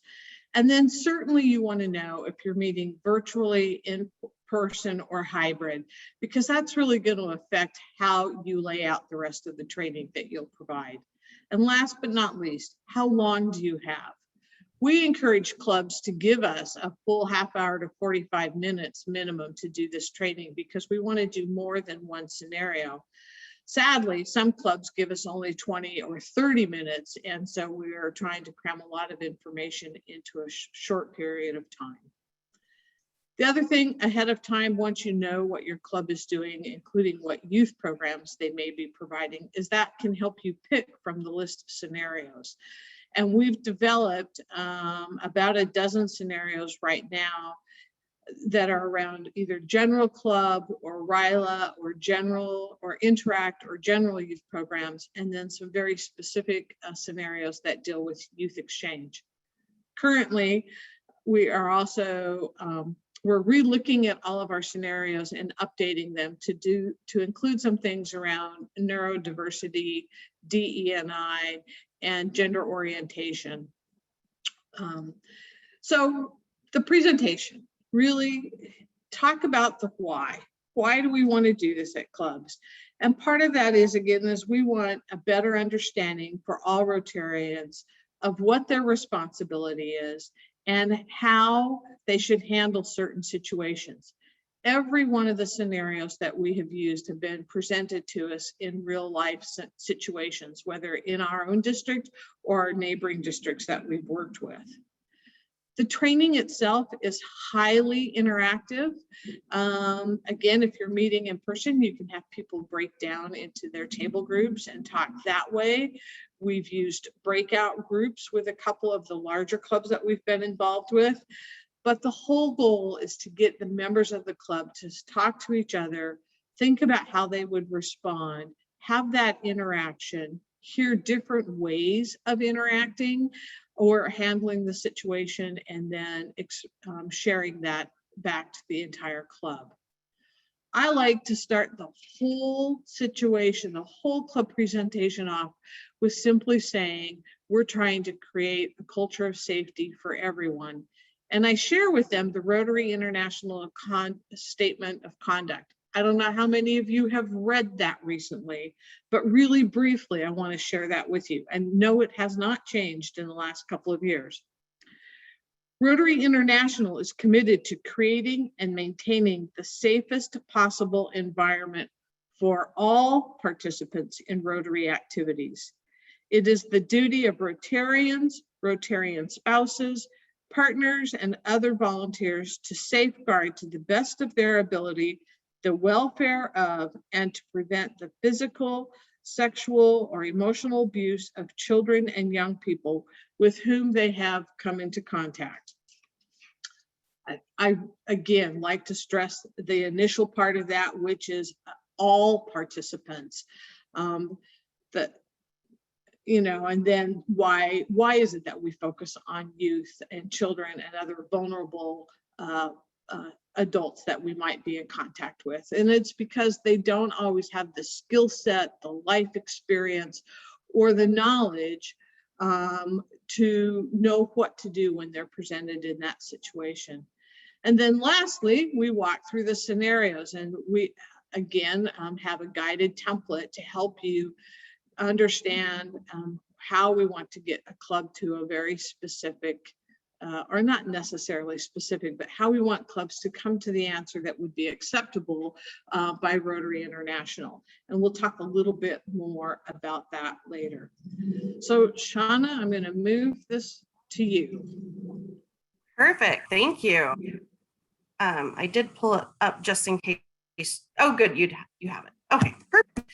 So using our full toolkit during these scenario trainings, I have heard that there's been a theme throughout the beginning, and it's been that we are all, there's two things. One, we are all adults. As a Rotarian, you start as an adult.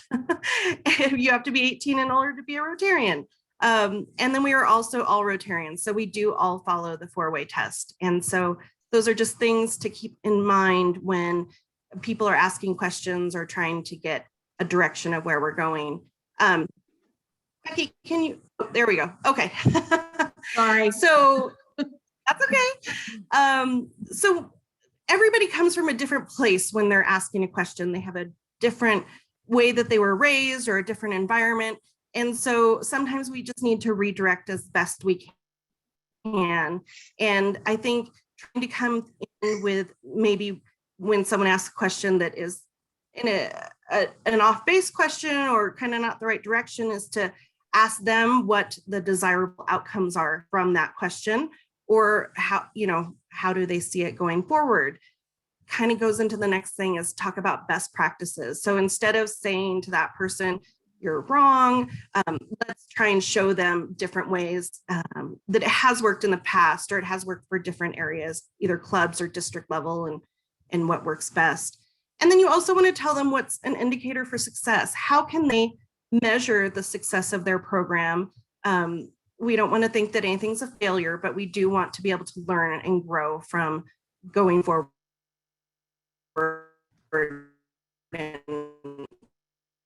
in the history that we have learned to lead to successful outcomes. I think that really has to do with the leadership in that district.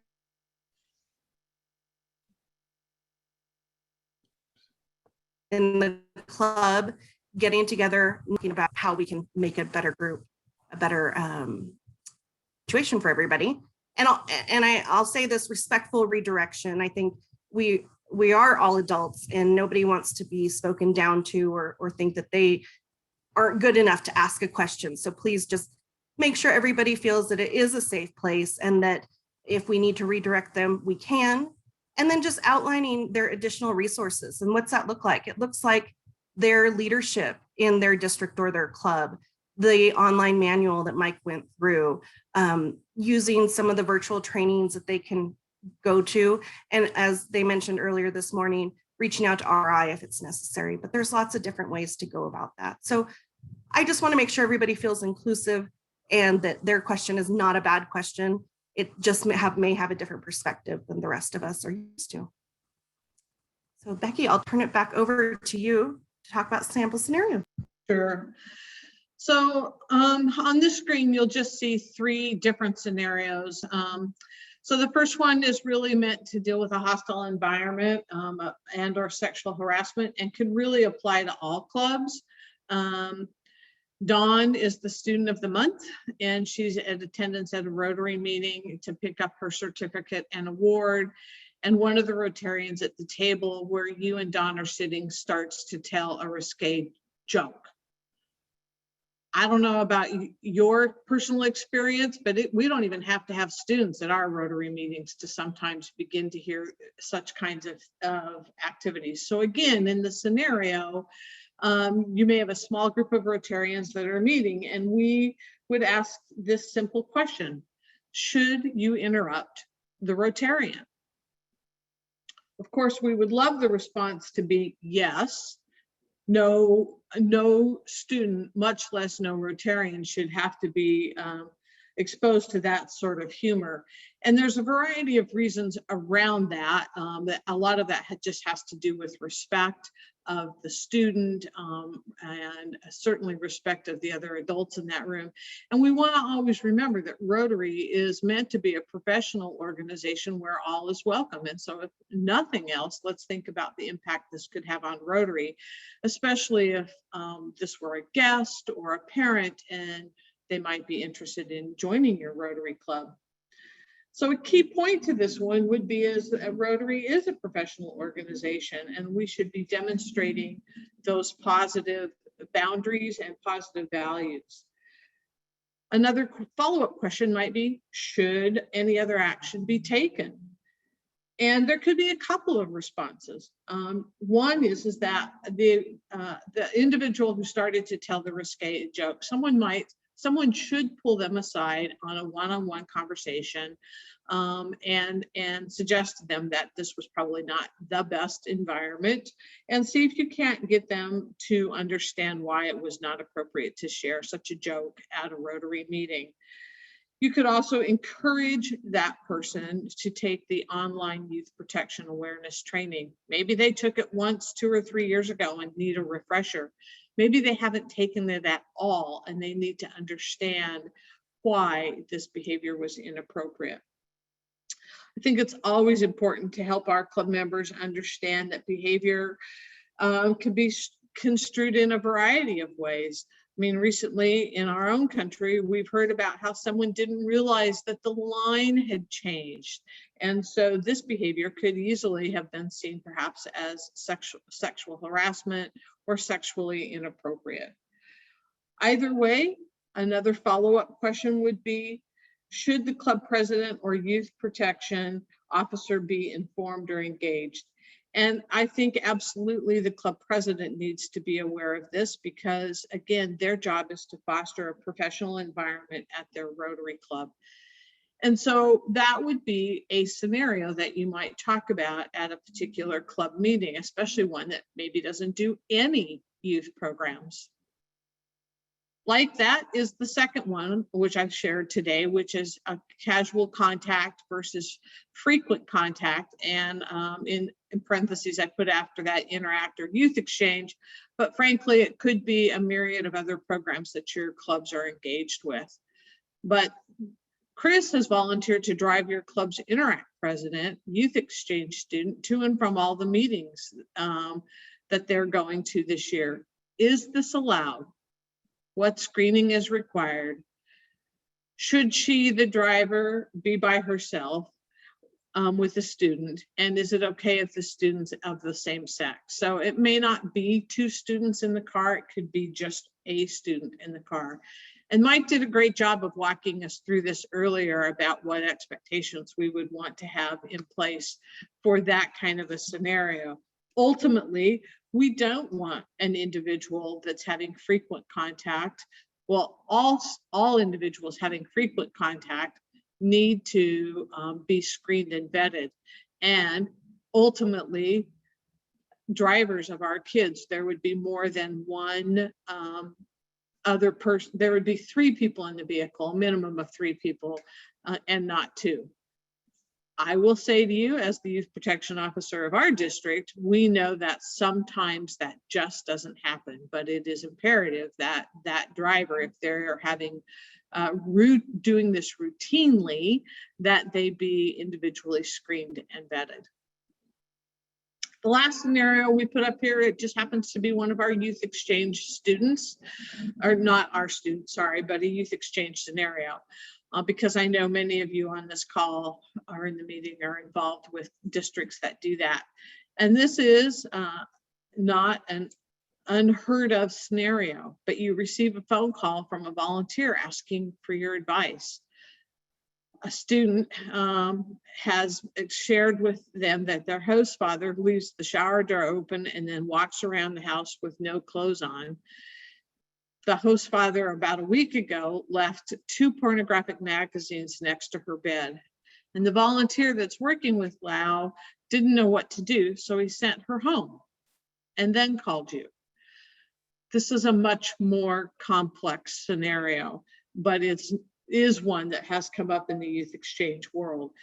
Clearly, you want to be engaged with the district youth exchange chair, but as the youth protection officer, you need to step in right away and provide for the safety of that student. Ideally, the student would never have been returned to that home at that time. You would have made other arrangements for the safety and well-being of her. And there's a lot of issues going on here in terms of the stepfather's or the host father's behavior, what's appropriate. Well, the host father's behavior being the primary issue that we're dealing with, but how do you provide for Lau's safety in that situation? And so ideally the student would not be returned to that home. And if they were, you would need to make arrangements to go and pick them up immediately.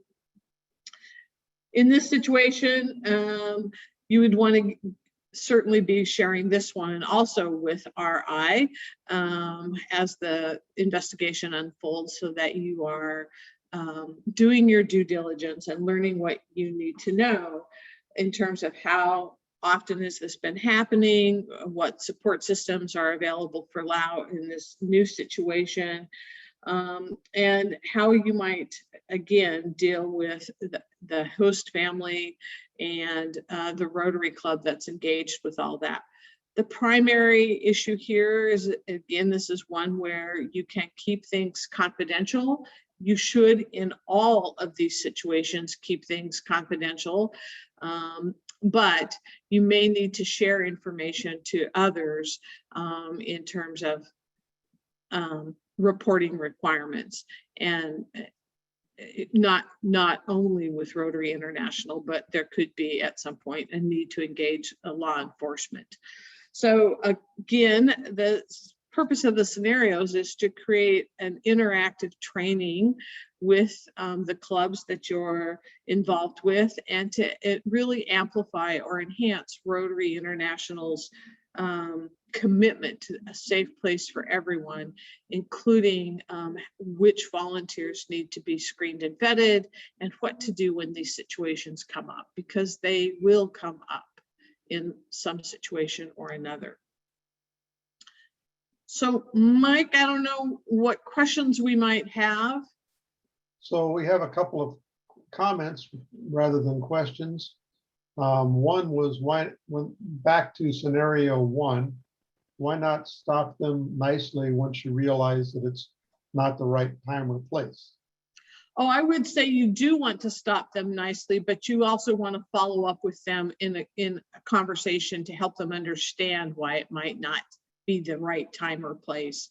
It could be very embarrassing to a Rotarian for you to have this longer conversation in front of a student or guests or parents. Next one was a comment from Janine about scenario 3, which was yikes, pull her out of there. Which was yikes, what? I'm sorry. Pull her out of there. Yeah, oh, absolutely, absolutely. She should not, ideally they wouldn't have gone back to the beginning, but again, this is where training is so important of our club youth protection officers, others working with youth exchange programs, that train, prevent. Okay. There was a private message that came to me, Mike, that I'll ask. And that is, what are your recommendations for budgeting for the expense of vetting volunteers who occasionally help students with rides, etc.? Should this be borne by the district, by the club, by individual volunteers? Great question. I'll give you my personal answer and let Becky and Shauna chime in. In our district, it's borne by the club because it's mostly club programs that we're talking about here. So in that regard, it definitely should be borne by the club. If you're talking about RILA, RILA needs to budget to ensure that all of the people who are associated with RILA are appropriately screened and vetted. And part of that budgeting process needs to include criminal background or criminal record checks. Shauna, do you want to add what your district does? I'll just say for our district, if it's a district level program, the district is the one who carries the burden of the financial burden of the training and the background check. So if it's a RILA program, district YEO, if it is someone who's just driving a student to and from club events, that would be a club fee in my district. And I think it's similar with ours. For instance, the youth exchange program picks up the individual fees for, or the fees for the individuals that are engaged with youth exchange so the club youth protection officers, not the club youth protection officers, the club YEOs and the district committee and many of those volunteers. Of course, if it's paid. In other programs, we're shifting the majority of that responsibility goes to the clubs. And on occasion, I know of a couple of volunteers that have paid for it. So really depends on the level, I guess. So I got another one that was directed to me, but I'll give you the scenario, Becky and Shauna, and get your feedback.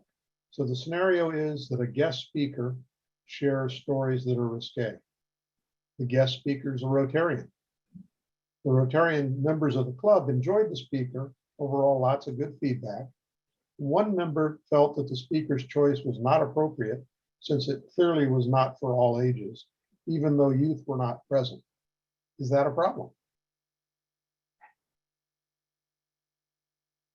Shauna, do you want to jump first or do you want me to?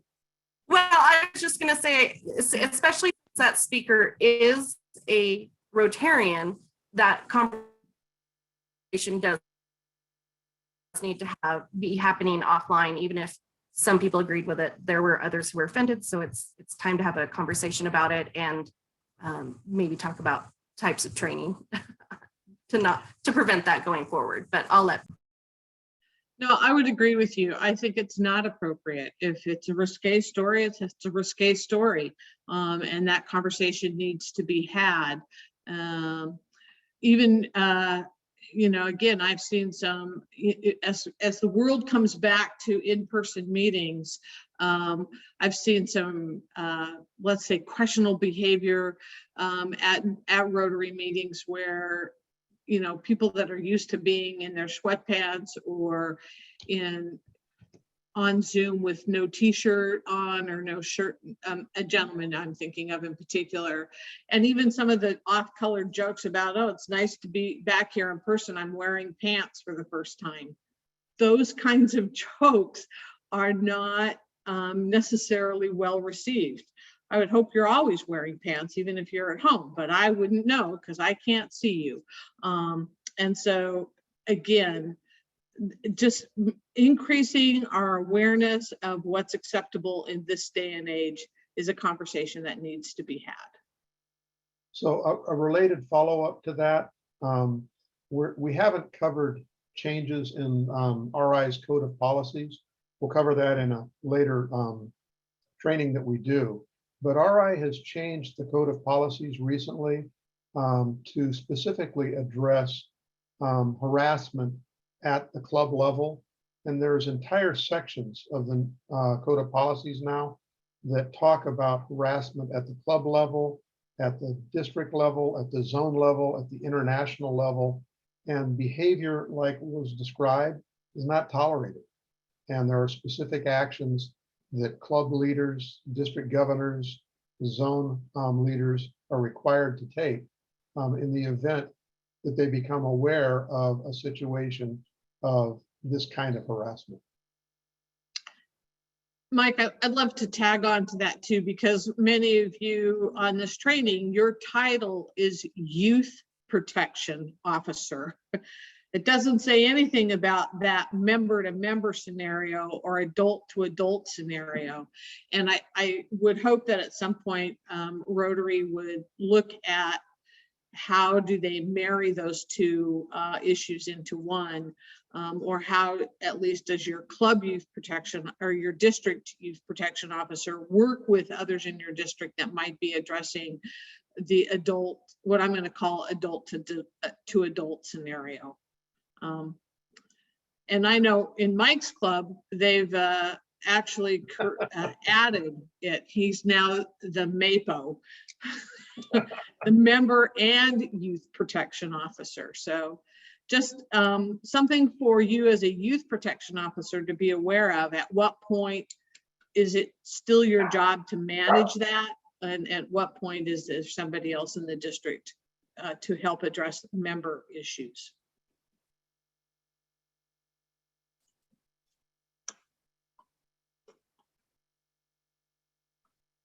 So kind of related to that, Becky's comment about the expansion.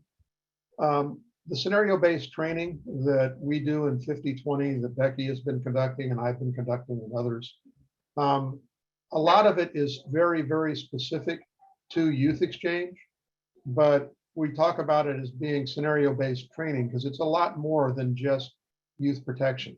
And many of the scenarios that we've developed, in fact, the ones that are the most common are those that are adult on adult harassment at the club level or at the district level. Tom Gross from Hawaii had his hand up. Need to unmute there, Tom. Yeah, I did. It was, I kind of put it back down again. But the reason I was, what I was going for was, you know, this is obviously a very, the scenario 3 is so obvious in its case. What I wonder is about things like you're sitting watching, you decide you're going to watch Game of Thrones, right? But there's some adult content in that show, things like that. You know, just dealing with those kinds of issues that are more gray. Just was kind of wondering what the approach is. Sorry, trying to come off mute. So, you know, in that situation, I would be talking with the host parent about talking to the student. What is the student comfortable with? You know, and what is the cultural norm? If it's something that the student is comfortable with, or maybe they watch it at home.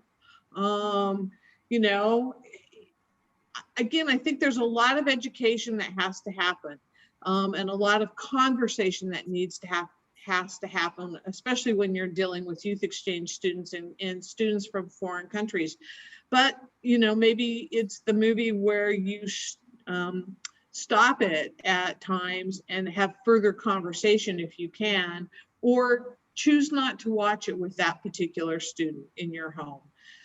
I can think back to time, I'll relate this to a personal incident, but it's the same kind of conversation that could happen. When my child was younger, we used to watch a show on TV on Sunday nights that involved a developmentally disabled young man. And I don't remember the name of the show, but we would periodically stop it and have conversation about what was happening with that young man in the movie or in the TV show, and why it was important for him to be able to feel like he had a voice and he could be the young man in the movie who was developmentally disabled. I was trying to help educate my son around that, a bit different than this. At the same time, I wanted to educate my son about his own empathy and his own awareness, and that he had a voice in scenarios too. But Tom, really, there's so much of this that has to go back in terms of hosting families. That really has to be a conversation, and students need to feel empowered to talk to their counselors. Host parents need to know who they can talk to if there's an issue coming up. But it's that open and respectful dialogue that needs to take place in many of these gray areas to find out what's really driving that.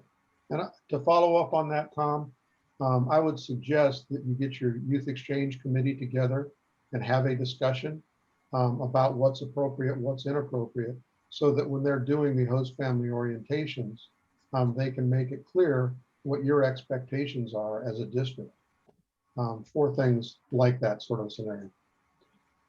Patrick, you have your hand up? You're muted. You're on mute. Can you hear me now? Yes, Yes. we can. All right. It's clear that there's a lot of potential for things slipping between the cracks. And I'm just wondering what kind of liability volunteers and officers at the club level have with all of this. Great question. I'm not an attorney, so I can't answer. I would think it's kind of like almost anything else in our society. If there are things that you know that you're not supposed to do and you're doing them, then you can be liable. The idea of us doing all of this training, both the online training, the scenario-based training, reaching out and talking about the different programs, training volunteers, educating volunteers on what's appropriate and inappropriate. It's all to create an umbrella that keeps everybody safe. Does Rotary have any kind of insurance that covers, or do the clubs have insurance that covers officers, volunteers and things like that? Or are we just exposed? You know, anybody can file a lawsuit.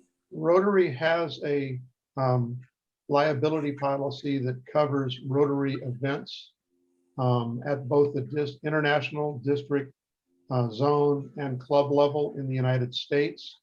Our district has similar coverage for Canada that the district purchased. And so if there's an issue that occurs at a Rotary event, you're covered. I don't have an answer for individual incidents that may occur at the host level. Well, I think most clubs have their own insurance. People involved in Interact, RILA, anything like that, where there's a claim of negligence, would be my thinking. It would be a negligence claim of some sort. That would very well be. Yeah. Well, what I always tell folks is I carry a personal liability policy because I've been involved in youth exchange and youth programs for so doggone long. I carry my own liability policy specifically so that I'm covered. Okay, thank you. Bonnie, you had your hand up? Hi there. So I know in our district, this is what you're referring to about we have the scenario-based training. And so a couple of things just for the group. I'm not sure if I heard Becky talking about it, but the scenarios that we talked about having someone that could come to our club meetings and actually have a presentation and talk through scenarios. And so two questions is that something that you would recommend for other districts, is to have someone who is, sort of trained to talk through the clubs about the scenarios? And the other question is just around, do you recommend that, as YPOs, we actually do presentations to our clubs about scenarios, if not using a scenario professional, so to speak? Great question, Bonnie. And I'll start the response, and I'll let Becky continue. In 50/20, we've set up a cadre of trainers at the district level. So we have about a dozen people that are all trained, they're all peer reviewed, they've all presented this training so that we are ensuring to the best of our ability that everybody is presented the same information on these scenarios as we're doing scenario-based training. So, in my mind, that's a fairly good way of trying to ensure that everybody gets the same message and that you've got fairly similar quality in the presenters. Becky, you want to amplify? Actually, Bonnie, can I get you to repeat it? The doorbell's been ringing off the hook here at the office. So could you repeat the second part of that question?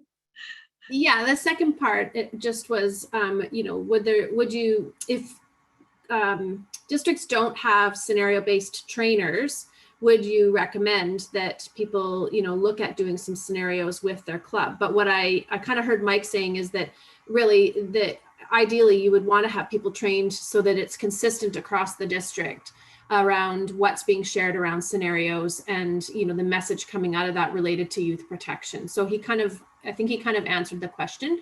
But my last little piece is, please send me who those people are. I will. I'll send that out to you. But I couldn't agree with Mike more. We actually go through a process where we screen and train the trainers, and then other people in the room have an opportunity to rate them, so that we're really picking the best people possible to present these trainings. But we've got a couple of fantastic folks in Canada too, in our district, that are willing to do that. I just wanted to mention too that Becky showed us only 3 scenarios that she selected, and she has a whole long list of amazing scenarios and it was a great talking point. It's a great way to get that conversation started. As you can see, there were many questions that came out of this, and hopefully each district or club has the same path, but it's a great way to start the conversation on questions that people may not have thought of. So Becky has a fantastic. Yeah, particularly as you're looking at building programs, for instance, I think the youth exchange scenarios would be a great training for not only the district youth exchange committee, so that you can hear what people are thinking or what their thought process is, but also for club youth exchange programs as they kind of reinvigorate themselves. But the potential of doing some of those trainings with all of the Interact coordinators or the RILA advisors or other folks in the district, I think is also true for there. But yeah, so, and know that we're in the process of reviewing all of ours, probably eliminating a few and adding a few, just to keep it contemporary with some of the issues we're facing in today's world. So a couple of other things related to other questions. Chris has dropped into the chat documentation on RI's coverage. If anybody hasn't seen that, you can download that from the chat window. Another question was from Paula 5160. I'm not quite sure I understand it. Wouldn't sexual harassment be considered a separate training for Rotarians compared to youth protection for youth-related activities? We have to be mindful of the reasonable person context of the situation. Could you expand on that a little, Paula? Sure, no problem. So part of, again, coming from an educator's background, sexual harassment is considered a separate entity from youth protections, because we talk about, you know, being child family services, mandated reporters, things like that. So those are all, those would be considered separate pieces where we're talking about Rotarian on Rotarian, sexual harassment or harassment types of things. But yes, we should be talking about sexual harassment where it comes Rotarian to youth or vice versa, because we have to remember that it can come the other way too. And so our Rotarians have to be trained on even how to manage a student that may be making inappropriate or contextualized kinds of conversations. So we talk about it in terms of what is the reasonable person, and the reasonable person, and that is actually a legal term where you look at something, would the reasonable person be offended, or is this a contextually offensive situation as deemed by a reasonable person? Because every scenario is slightly different. And so the reasonable person aspect comes into play when they look at it. So calling someone a B, a reasonable person would be upset by that, right? So that would be a negative impact in that situation. But saying to somebody, oh, holy, and they maybe say SHIT, now we're in that, yes, it's offensive language. We shouldn't be talking that way around children, but children, especially high school children, talk that way all the time. So then coming back to the reasonable person of Now it becomes a situation where we have to talk about it in the scenario itself. Does that make sense what I'm saying now? Yeah, it does. It does. Okay. And in fact, as we talk about the scenarios that have been developed, we have scenarios just like you've described. We've also got student on student harassment scenarios, because those absolutely happen, probably more frequently than most. And bullying, student on student. Going through others, looking for additional. Donna is asking, how do we access a certified trainer? Where are you at, Donna?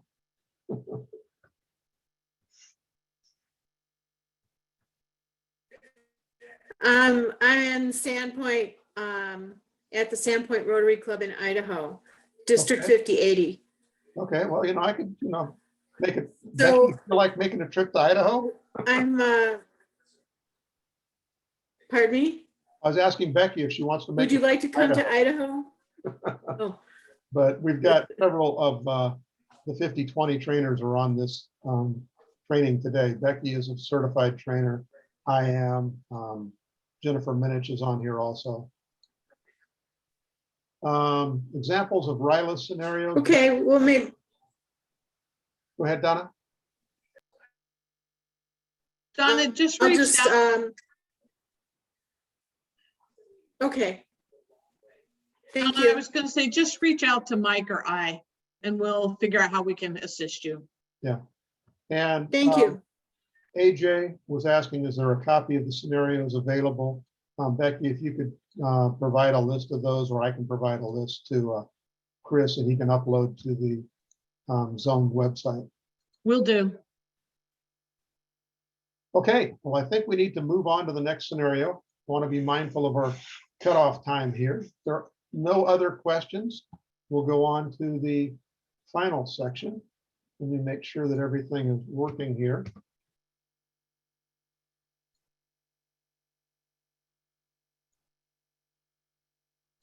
Click all the right buttons.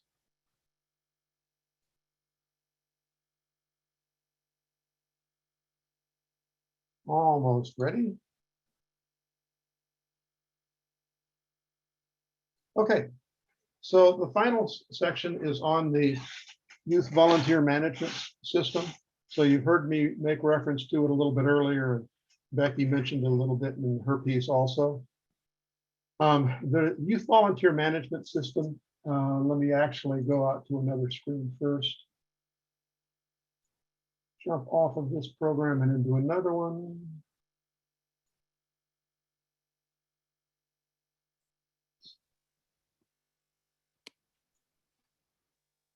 So it's designed to simplify the screening, vetting, record keeping for districts that have volunteers working in youth programs.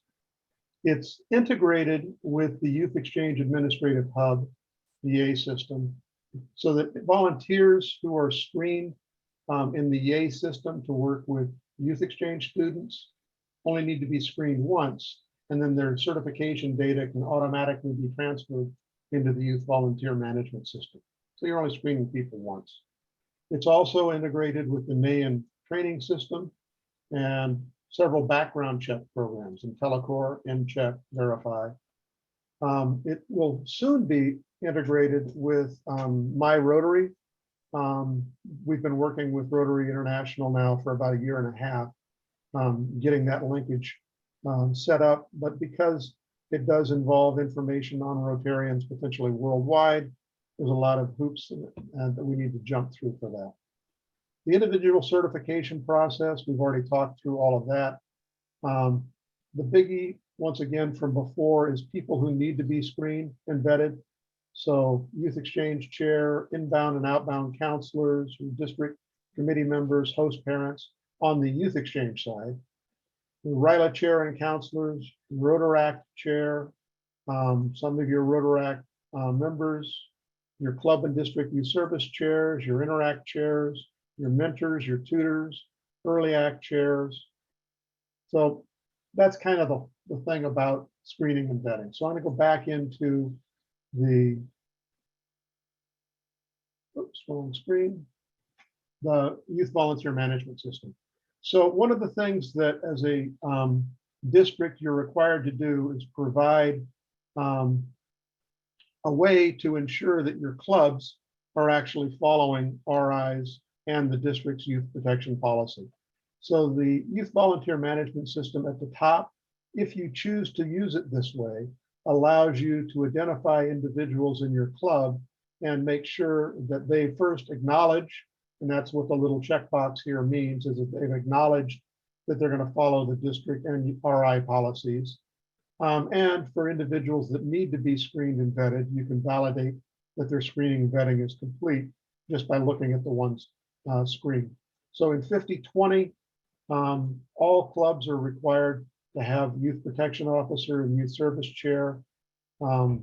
So their names are in here, and the vast majority of them are in the process of going through and doing the review. We're looking right now at this current year, 21-22. I'll switch back to last year, and you'll see things look a little bit different. It'll take just a moment because there's lots and lots of volunteers. But you can see last year, pretty much everybody went through and did the acknowledgement. So it's a way for the district youth protection officer and the district governor to be acknowledge and prove that the district clubs are following RI policies. I'm going to go ahead and jump into a specific club here, my club. So as I said, at the club level, it gives the district youth protection officer or the club youth protection officer visibility into the screening and vetting of the individuals. In our district, we require that, we request that all volunteers complete the screening and vetting. Excuse me, not screening and vetting, training and youth protection awareness. At this point, we have one member of my club, Jennifer, who was just admitted, who has not completed her online training.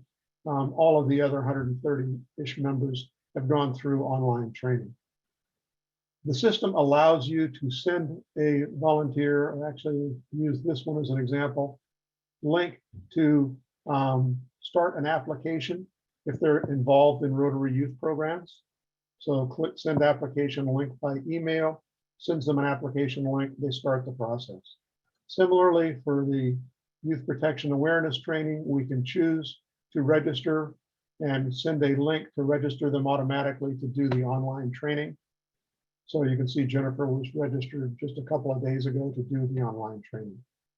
For those that are actually involved in youth programs, and I'll use my own record, we have the ability to see what the screening and vetting is. As I mentioned, it's linked to the YAY system. I'm screened and vetted in the YAY system because I'm the district youth exchange officer. And that data is replicated into the YVM system so that the youth protection officer at the club or at the district level can see that I'm screened and vetted to work with you. The whole process that you're looking at the top is pretty much automated. The volunteer application, they receive the link, they fill out the application. When they submit the application, it goes to an appropriate individual to review the application and approve it. Background check, if you're integrated with one of the 3 background check companies that the system integrates with, it's automated completely. If not, which is the case for my club, we allow the club youth protection officer to upload background checks that he or she has done. The volunteer interview process is done online, so we can click on the volunteer interview form. You can come in.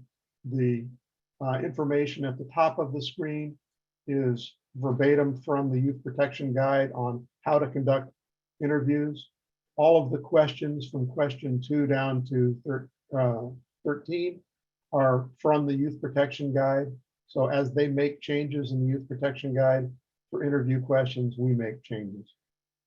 The volunteer can be contacted via video call, kind of germane at this point in time, or in person, or in worst case scenario, you connect them contact them by the phone to be able to do the interview.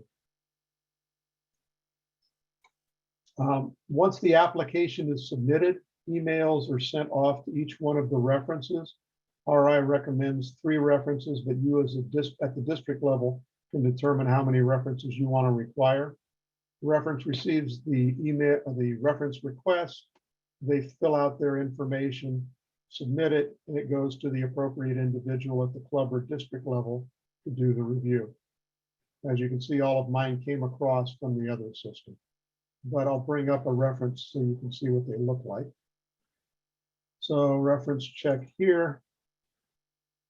All of the questions that they're asked, a standard list of 8 questions, same 8 questions that are associated with the YAY system. But basically to find out if this individual should be involved in Rotary youth programs, or are there any concerns or anything else that would prevent them from being effective in that role.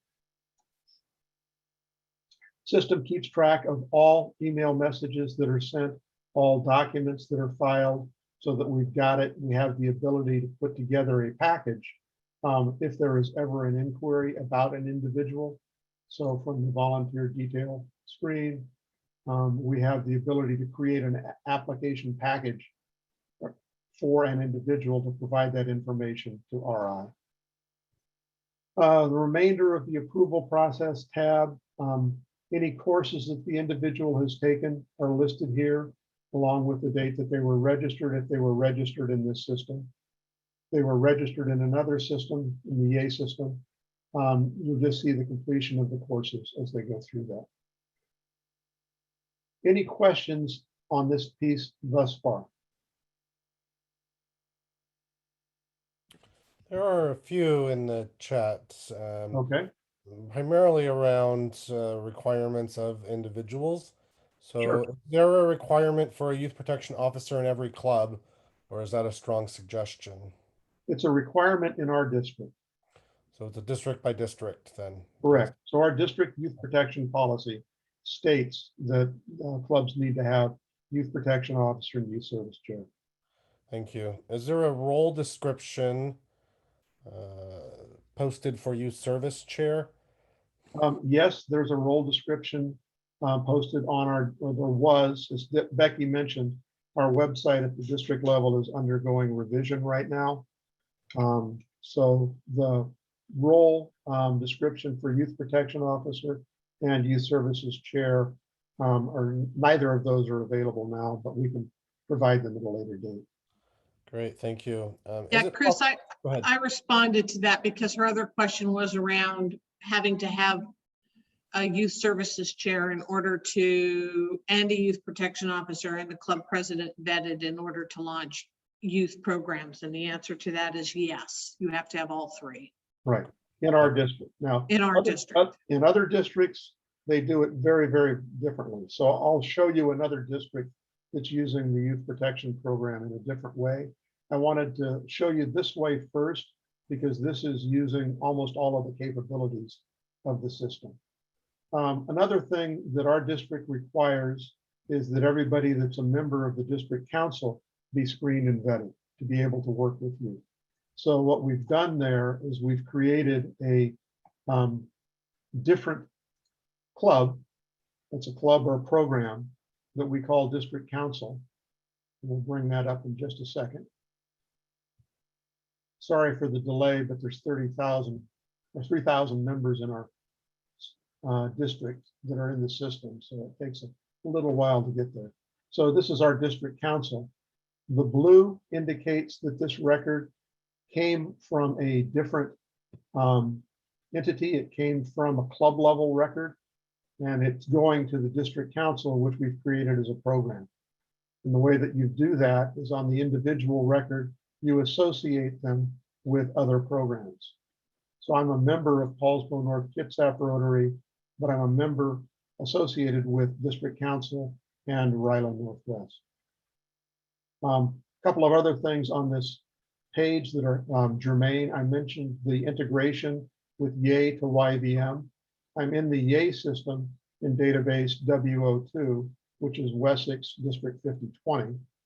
I'm also authorized for club level access in this YVM system and district level access in the YVM system. And my access is full at the district and club level. If it was read only, then after this, it would say read only. So I'll go back into the district council. And we have other capabilities in the system to allow area governors to better manage the program. So we have the ability for an area governor, as soon as it catches up with me here, and I'll go into the areas. We call those club groups. So we've established club groups for each of the areas in the district. So area 1 in our district is Campbell River, Gateway, Fort Hardy, Fort McNeil. Becky, as the youth protection officer, can provide read-only access to that area governor. So the area governor has the ability to monitor, in this case, their 4 clubs, to see how well they are following compliance for the district requirements. We have another club group that we created because we have multiple RILAs. So the RILA chair for the district has the ability to monitor RILA for both RILA Northwest, which we do with another district over on the other side, or RILA Vancouver Island, which is conducted within the district.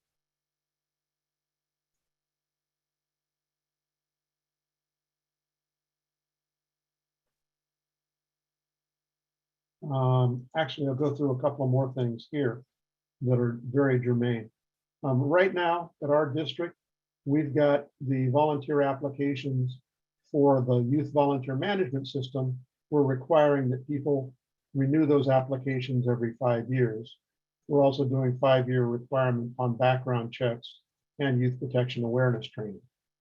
Volunteers who are in the program prior to the expiration of any of those 3 things are notified 21 days in advance for the application, 30 days in advance for the background check, and 21 for youth protection awareness training. We also have the ability, as I said before, to integrate. So we can choose a background check provider. Ours is blank right now because we are a multinational district. Background checks are done differently in Canada than they are in Washington State. And even within Washington State, we have different programs that are being used to accomplish background checks at the club level. But in our district, both district and club officers are allowed to review the applications and review the background checks.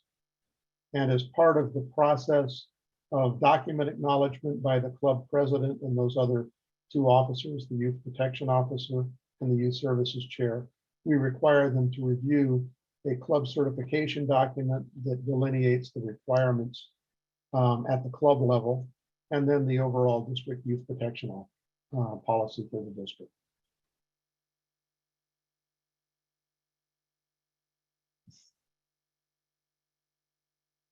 Okay. Any questions on anything I've covered thus far? So there's a few more questions that came in. How is the background check integrated? Can all clubs get that? It depends on how the club, how the district sets up the program. There are several districts that are using the youth protection management system, or the youth volunteer management system, that are using IntelliCore. Another one is using InCheck to do background checks of volunteers at the district level.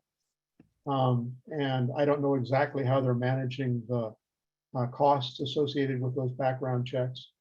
In our district 5020, the background checks are the responsibility of the individual club, not the district.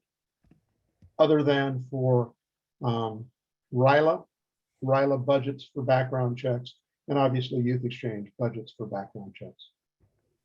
Thank you. This one is a bunch of different acronyms. Are we able to access the volunteer CBC and YP training results from YVMS to YEAH?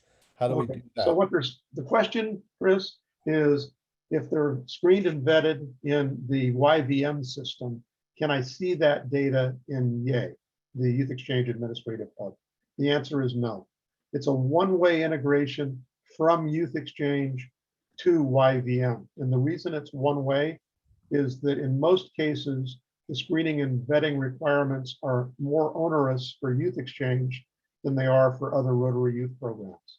Two examples of that. On the US side, you have to do a criminal background check every year for Youth Exchange. You have to do Department of State local coordinator training annually on the US side. So for that reason, we feed the data one way from the YA system to YVM. If we have a person that is in both the YA system and the YVM system, and we've turned on that integration, then they'll only receive requests to update information in the YA system, not YVM. So all of those dates and times that I showed about renewing every 5 years for background check, application and training on the YVM side, those settings are different in YA. And so they'll receive notifications annually for criminal background checks, as an example. Thank you. 3 more questions. What is the nature of the new interface you mentioned to my Rotary? Will that supplement Club Runner interface for member info in some way? Great question. So the idea of the interface to Rotary is that for districts that choose to turn on the integration, it will provide districts and clubs, because they're setting this up at the club level. Districts and clubs that choose to integrate, it will send the first name, last name, email address, club affiliation into the YVM system. That's the only information. It'll go one way. Similarly, if members are terminated in My Rotary, that termination information will come through. Great, thank you. And then I'm going to combine the last 2. At the club level, who has access to the youth volunteer management system? Do all clubs have access to the program? And then can other districts get this software? Great questions. So first one, who has access at the club level? So the district youth protection officer first provides access to the club level youth protection, the club youth protection officer. The club youth protection officer can then determine whether or not he or she wants to provide access, for example, to the club president, read-only access, so that they can validate and look at the status. Most clubs in our districts do not provide access to anybody other than the club level youth protection officer. The district youth protection officer has access to all information. So most clubs have a youth protection officer at the district level. Some have an assistant. So I'm Becky's assistant right now for 50/20. So I also have access. Strongly recommend that so that you always have somebody that's available and can provide information if there's ever a question or a concern. And Becky likes to take vacation sometimes too.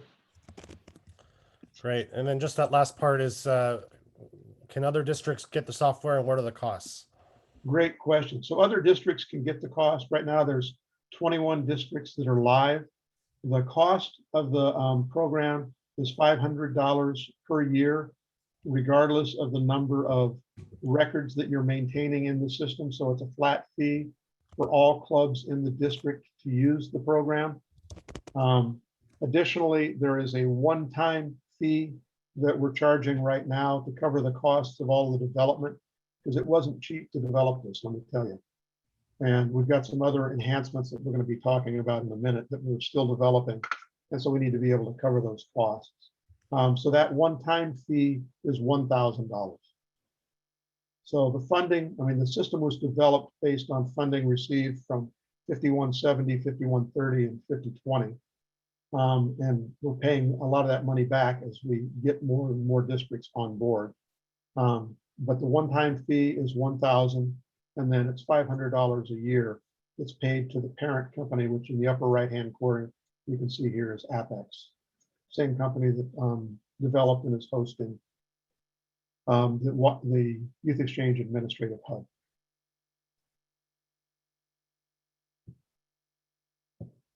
Other questions? There's, let's see, 2 more that just came in. Several of our clubs have designated the club president as the YPO. Is that okay? It depends on what the rules are in your individual district. So there are a number of districts that run the program in various ways. I'm going to demonstrate another way of using the system for another district that's close by that's just using it for RILA at this point, with the intent being that they're going to expand to use it in a manner similar to ours at some point, but they're just not ready to do that yet. Because implementing something like this takes several years to get it to the point where we have it for 50/20. Great. And then the last question, which I'll answer, and you can correct me if I'm wrong, but it was those costs that you provided were per district, correct? Correct. It's a district level development. So you can see here the 21 districts that are on the system right now. I'm going to switch to, where are we at? 50/30. So 50/30 is using it just for Interact and RILA at this point. So I'll show you a usage of RILA. So RILA has both volunteers and Rotarians who are involved. The Rotarians' records are maintained at their individual club level, but we've associated these Rotarians, the ones in blue, with RILA so that they can participate in RILA programs. But they don't need to be screened in both places. They're screened at the club level and their information is available here at RILA. All those in white are actual RILA volunteers, people who are volunteering as counselors, and in some cases, the RILA chair. So Stacia is the RILA chair. She's listed here as the president. She's also been given access, as well as Kate, to maintain the RILA records. So they screen and vet their RILA volunteers in this system. We do a joint RILA with between 50/20 and 50/30. So on the 50/20 side, we do exactly the same thing. We've got RILA Northwest set up, and we screen everybody from 50/20 on that side. And all of our Rotarian volunteers are linked. All of the non-Rotarian volunteers are manually entered, and their records are maintained here. Any other questions that have come in, Chris? Let's see. There was reference to there's also have to pay club runner fees too. Perhaps not if my Rotary interface is implemented. So Club Runner is a completely different animal than the Youth Volunteer Management System. Club Runner is primarily to keep information about your club and to send information at the committee level or at the club level to all your club members. So share information and host a website for your club. So that's kind of the goal of Club Runner. Similarly, DACDB allows you to establish committees, communicate between committees, store documents, share documents, but neither Club Runner nor DACDB do any volunteer screening or vetting. Great. So you still need to maintain Club Runner to do all of that kind of communication. All of the communication that's done in this system is specifically to individuals regarding youth protection. Great. There are some additional comments, but no other questions at this point, Okay. Unless anyone wants to raise their hand and ask one out loud, but otherwise proceed. Okay, so I'm going to switch for a second. I've been showing you the Youth Volunteer Management System as it exists. We lost the connection, which is okay. Come right back in. So I'm going into my club as my club youth protection officer, and I want to show you a highlight of something to come, which is the youth participant management system.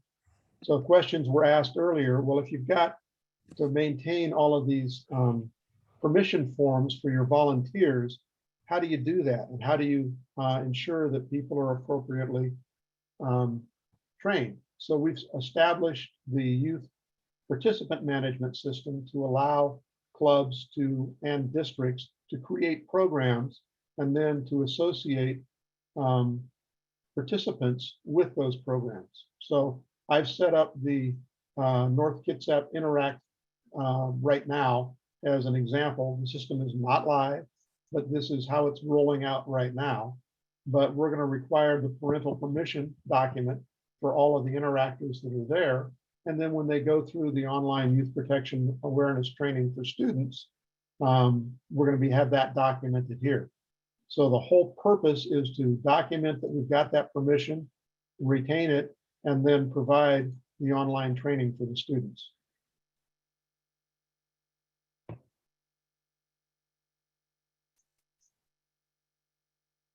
At this point, the system is in alpha, so I'll be sharing this with one other individual as we finish the alpha testing. Finish alpha, we'll go to beta with several districts, and then it should be live within the next 2 to 3 months. Mike, is this going to be automatic with those districts that are on it, or is there an added fee and an added connection? There will be some added fee. There will be no development fee. 50/20 funded the development of the program. The additional fee, we haven't set that yet, but it's going to be somewhat less than the 500 we were talking about before. I don't know what that number will be yet. Karen, you've got your hand up. Yeah, I put some information in the chat, but I don't know if it got to the right person. Does your system allow, when a person is being recorded in the system, can that person be identified with multiple programs so that so for example, you take the background check test, is that available under their name for being a Rotary sponsor as well as being a Rylarian counselor, for example? Right. So here's a perfect example of that. I'm listed under Ryla Northwest as well as my own club, Paulsville North Kitsap. So the individual responsible for Ryla, I'll go down to Ryla next. Oops, wrong. Forgot which one I was in. Let me get back into my club. At the district level, you come in based on, as a district youth protection officer, you come in based on a token, and when you exit, you exit. So I'm coming in the back door, and I'll go back into Ryla here, Ryla Northwest. So here's Ryla Northwest. You saw the same program in 50/30. This is the 50/20 version of it. So you see all of my data is displayed here. So I'm associated with my own club. I'm associated with Ryla Northwest. I could be associated as an Interact Club advisor. I am associated with the district council. So you can set up all of these different programs in the system, and the person's only screened and vetted once, and the information is maintained throughout. So Mike, that's great information. I just think it's a wonderful application. In our Ryla, in Rocky Mountain Ryla, we actually are 2 districts who work together. And so Yeah. I'm wondering. And that's exactly how we set this up. So we're the 50/20 version portion of Ryla Northwest. Then 50/30, who actually runs Ryla Northwest, goes through and screens and vets all of their people. You know, we have 23 individuals on our side. They've got about 23 on their side. So one person's not required to screen and vet all 50 people. The workload is actually shared. So the individual youth protection officers for these 13 that you see are responsible for their screening and vetting. Michelle, as the youth protection officer for Ryla, is responsible for these 8. Right. That's all she needs to do. Do both districts have to pay the $1,000 one-time fee and the $500? I'm wondering how that works when we are 2, as you have 2 different districts who. Great question. And yes, each district does pay the $500 fee, because we're not just using it for Ryla. You know, we're using it for Ryla, we're using it for Interact, we're using it for mentoring programs. Okay. You know, we've got a lot of youth programs going on in the district. As I said, there are over 3,000 volunteers and Rotarians listed in the system right now for this district. So if you get the districts to participate, both districts, Right. both pay, it can be used for all the clubs in each district, and it can be used for Correct. Rocky It's- Mountain Road. It's for all Rotary youth programs, and then it does integrate with Yay. So if somebody is screened and vetted Yay, you don't have to screen and vet them again. Okay. Other questions? There are no other questions in the chat unless we missed any, but if anyone has any questions, now's the time to ask, or you can unmute yourself.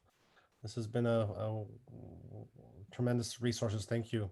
Who do we Okay. contact to get a district hooked up to YVM? They contact me, and I'll put my email address in there real quick.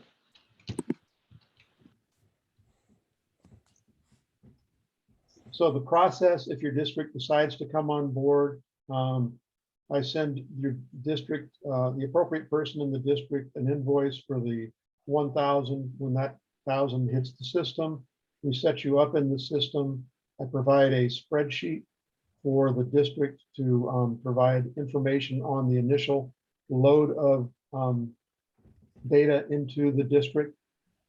Whether you choose to just upload like RILA, as some districts are doing, or if you want to put everybody in, or just people associated with Rotary Youth Program, doesn't make any difference. We load all that information into the system and we turn it on, and then the district youth protection officer starts the process and gets everybody screened and vetted.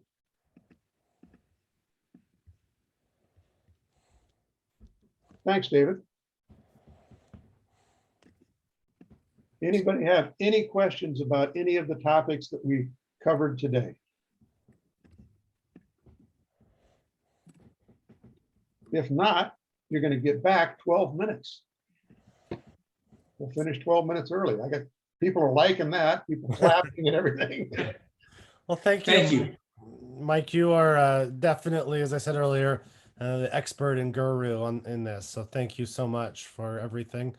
As a reminder, this will be posted on our YouTube page, which I will put again on in the chat in a moment. Give us a couple of days so that we can get it processed and put on the on YouTube. But otherwise, unless there are any other questions. Well, a couple of things. We will be sending out a questionnaire to the participants to find out what you thought of the presentations. We do want to make sure that we're cognizant of the how people perceive the presentations that we've done, whether we're doing some things right or wrong. We just need to know so that we can actually adjust the content. Thanks again to Becky and Shauna for your presentation. I thank Lindsay, but she's not here.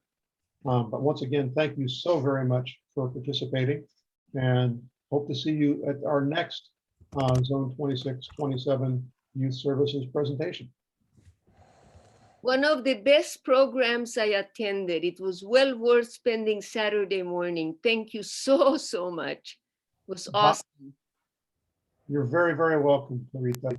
Bonnie, you had a question? I'm just wondering, are you putting on this training at all, like, or something similar again? Because I think there's some people I would like to participate and not necessarily watch the video. We will be doing other sessions later on. The content of the sessions will be somewhat different based on the feedback that we hear from the participants, the 130, 140 that attended this one. Okay, thank you.